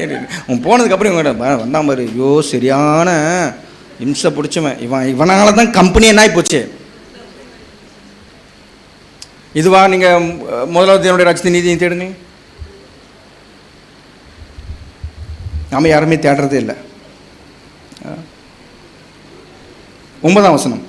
எஜமான்களே, இப்போது எம்டியாக இருக்கிறவங்க, கடைக்கு ஓனரு, அப்புறமா எம்டி எல்லாம் பார்த்து, அப்படி நீங்களும் வேலைக்காரருக்கு செய்ய வேண்டியவைகளை என்ன பண்ணுங்க, செய்யுங்க. போனஸ் கொடுக்கணுமா போனஸ் கொடுங்க, சம்பளம் கொடுக்கணுமா சம்பளம் கொடுங்க, எல்லாமே கரெக்டாக என்ன பண்ணுங்க, செய்யுங்க. அவர்களுக்கும் உங்களுக்கும் எஜமானானவர் பரலோகத்தில் என்ன பண்ணுறாரு இருக்கிறார் என்றும் அவரிடத்தில் பட்சபாதம் இல்லை என்றும் அறிந்து கடுஞ்சொல்லை என்ன பண்ணாதீங்க, விட்டு விடுங்கள். மேனேஜராக இருக்கிறவங்க, பிஸ்னஸ் ஓனராக இருக்கிறவங்க, கடைக்கு ஓனராக இருக்கிறவங்க, வேலைக்காரர்களை பார்த்து என்ன பேசக்கூடாது, கடுஞ்சொல். உன்னெல்லாம் எவன்டா வேலைக்கு சேர்த்தான், எவனும் வேலைக்கு சேர்க்க மாட்டான், நீ எல்லாம் உருப்படியா, இப்படிலாம் கடுஞ்சொல் என்ன பண்ணக்கூடாதான், சொல்லக்கூடாதான். யாருக்கு சொல்கிறாரு இது? எஜமானுக்கு என்ன பண்ணுறாரு சொல்கிறார். இப்போது இங்கே இத்தனை பேர் பார்த்தோம் இல்லையா, அதாவது கணவன் மனைவிக்கு நடுவில் யார் வர்றது,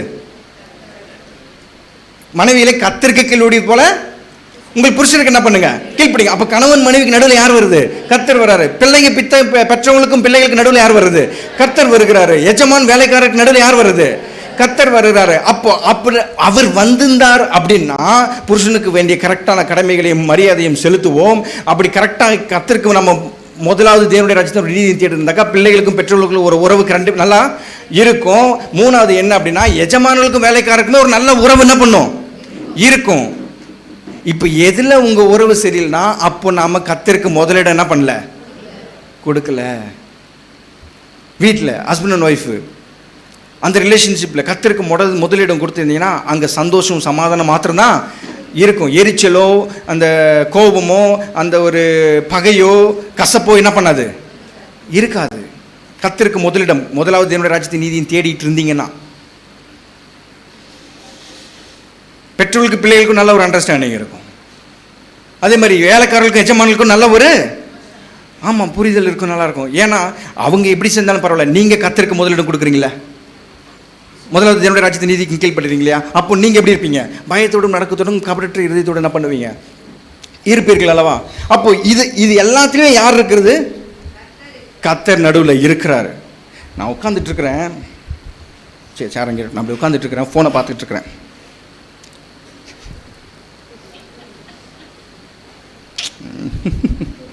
இப்போ குட்டி பையன் ஓடி வரான், அப்பான்னு ஓடி வரேன், ஃபோன் இப்போ பார்த்துக்கிறேன், இப்போ நெய் என்ன பண்ணுகிறேன் வந்து சொல்லுங்க.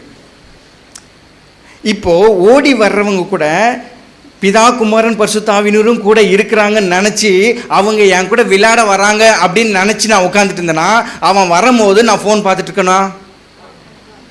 ஏன்னா ஜோவின் வரல, அவங்க கூட யார் வர்றது, பிதா குமாரன் பரிசுத்த ஆவியானவர் 3 பேருமே வந்து என் கூட என்ன பண்ணுறாங்க, விளையாட வராங்க, அப்பான்னு கூப்பிட வராங்க. நான் ஃபோன் பார்த்தேன். ஆனால் இதே அவங்களாம் என் கூட விளையாட வராங்க அப்படின்னாக்கா நான் ஃபோனே என்ன பண்ண மாட்டேன். ஐயோ பிதா குமாரன் பரிசுத்த ஆவியானவர் 3 பேர் என் கூட என்ன பண்ணுறாங்க, விளையாட வராங்க. பின்ன என்ன டைரெக்டாக நான் பிதா ஆனவர் உங்க கூட விளையாட வந்திருக்கிறேன், வா நம்ம ஃபுட்பால் விளையாடலாம், கிரிக்கெட் விளையாடலாம், அப்படியே வந்து நிற்பார். சரிங்களா? இதெல்லாம் நம்ம கற்றுக்கிட்டா தான் குடும்பம் சுலபமாக போகும். அபிஷேகம் அபிஷேகம் அபிஷேகம், வல்லமை வல்லமை வல்லமை.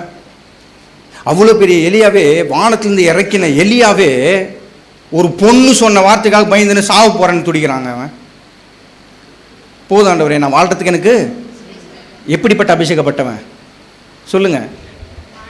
வானத்திலிருந்து அக்னி இறக்கினவன், 400 பொய்யான தீர்க்கதரிசிகளை கொன்று போட்டவன், அவ்வளோ பராக்கிரமான சாலியான எலியா ஒரு பொண்ணு சொன்ன ஒரு வார்த்தைக்காக பயந்துட்டு சூசைட் பண்ணுற அளவுக்கு போயிருக்கான். அப்படின்னா அபிஷேகம் அங்கே வேலை செஞ்சிச்சா, இல்லை அந்த பொண்ணு சொன்ன வார்த்தை வேலை செஞ்சிச்சா சொல்லுங்க. அதை தான் நான் பேசிக்கிட்டு இருக்கேன். உங்கள் வாழ்க்கையில் உங்கள் இருதயத்தை கடினப்படுத்துகிற மாதிரி வார்த்தை வந்துச்சுன்னா அதை டேக்கிள் பண்ணுறதுக்கு உங்களுக்கு ஒரு இருதயம் வேணும். என் பொண்டாட்டி சரியில்லை அதனால நான் ஓர்த்துக்கிட்டு போகிறேன், எதனால் வருது இது? இதெல்லாம் நிறைய நடக்குது. என் மனைவி சரியில்லை அதனால் நான் யார்கிட்ட போகிறேன், வேற கிட்ட பழகிறேன், சேட் பண்ணுறேன். என் ஹஸ்பண்ட் சரியில்லை அதனால் இவங்ககிட்டலாம் என்ன பண்ணுறேன், பழகிறேன். நம்ம அதாவது தியரி ஓகே வந்தோம் படித்தோம் ஓகே முதல்ல தேவனுடைய ராஜ்யத்தை தேடிட்டோம், சரி நேராக வீட்டுக்கு போயிட்டு கண் தெரியல உனக்கு அப்படியே நேராக வந்து இடிக்கிறியா. சர்ச்சில் அவ்வளோ நேரம் சாந்தமாக உட்காந்துருந்தீங்க, வீட்டில் போனோன்னு என்னங்க ஆச்சு? அபிஷேகம் எங்கே போச்சு, வல்லமை எங்கே போச்சு?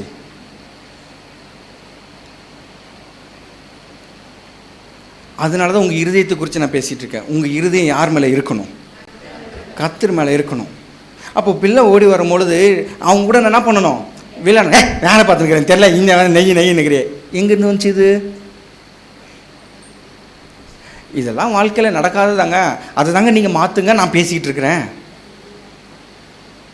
இப்போ அவன் என்ன பண்ணுவான், இப்போ வரும்போது நான் ஃபோனை பார்த்துக்கிறேன், என்னுடைய வேலையை பார்த்துருக்கிறேன், நான் வந்து போடா அப்புறம் போடா அப்படின்னு சொல்லிட்டு நான் எடுத்துட்டேன். அவன் என்ன பண்ணுவான், எங்கள் அப்பா எனக்கு ஃபோன் தான் பார்த்துன்னுக்கிறாரு, நான் எது கேட்டாலும் அவர் கவனிக்கவே நான் பண்ண மாட்டேங்கிறாரு. இதே அறிவு தான் அவன் ஜெபம் பண்ணும்போதும் அவரே நான் ஃபோன் தான் பார்த்துன்னுப்பார். யார்? ஏசப்பா.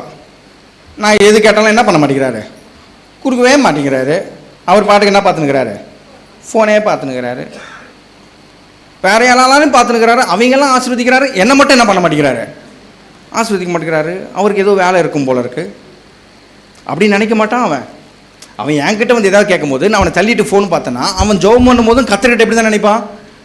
அவரும் அப்பா மாதிரி ஏதோ ஒன்றா பண்ணுப்பார், ஃபோனை பார்த்துட்டு இருப்பார், நம்ம ஜெபத்தை கேட்க மாட்டாருங்க. ஆனால் இதே பேச வரவங்க ட்ரினிட்டி பிதா குமாரன் பரிசுத்தாவி என் கூட விளையாட வராங்கன்னு சொன்னாக்கா நான் ஃபோனை பார்க்குறத விட்டுட்டு முதல்ல அவங்க கூட என்ன பண்ணுவேன்? விளையாடுவேன். அதே மாதிரி ஃபோன் பார்க்கும்போது மனைவி ஆசையாக பேச வராங்க அப்படின்னா மனைவியை பார்க்காதீங்க, அவங்க கூட இருக்கிற 3 பேர் என்ன பண்ணுங்க பாருங்கள். பிதா குமாரன் பரிசுத்தாவி உங்ககிட்ட அன்பாக பேச வராங்கன்னா நீங்கள் உங்கள் வேலையும் பிஸ்னஸையும் பார்த்துட்டு டென்ஷன் ஆவீங்களா?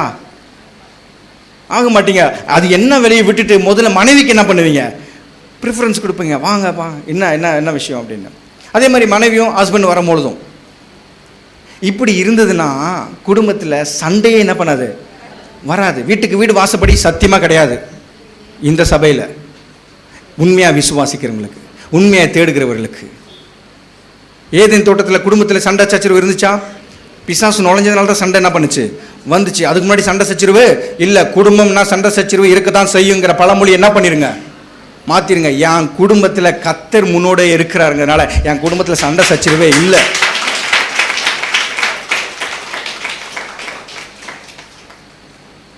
ஒருவருக்கு ஒரு அன்பு, புரிஞ்சு நடக்குதல்.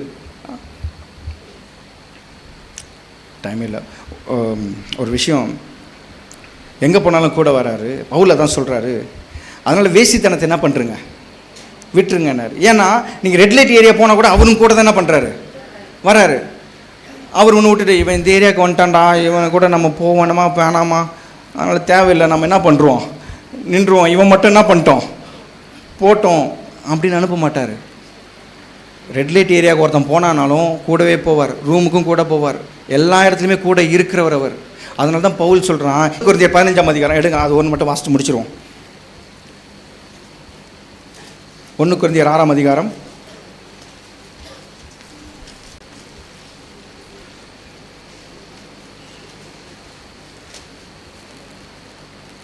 15ஆம் வசனம். அறியீர்களா?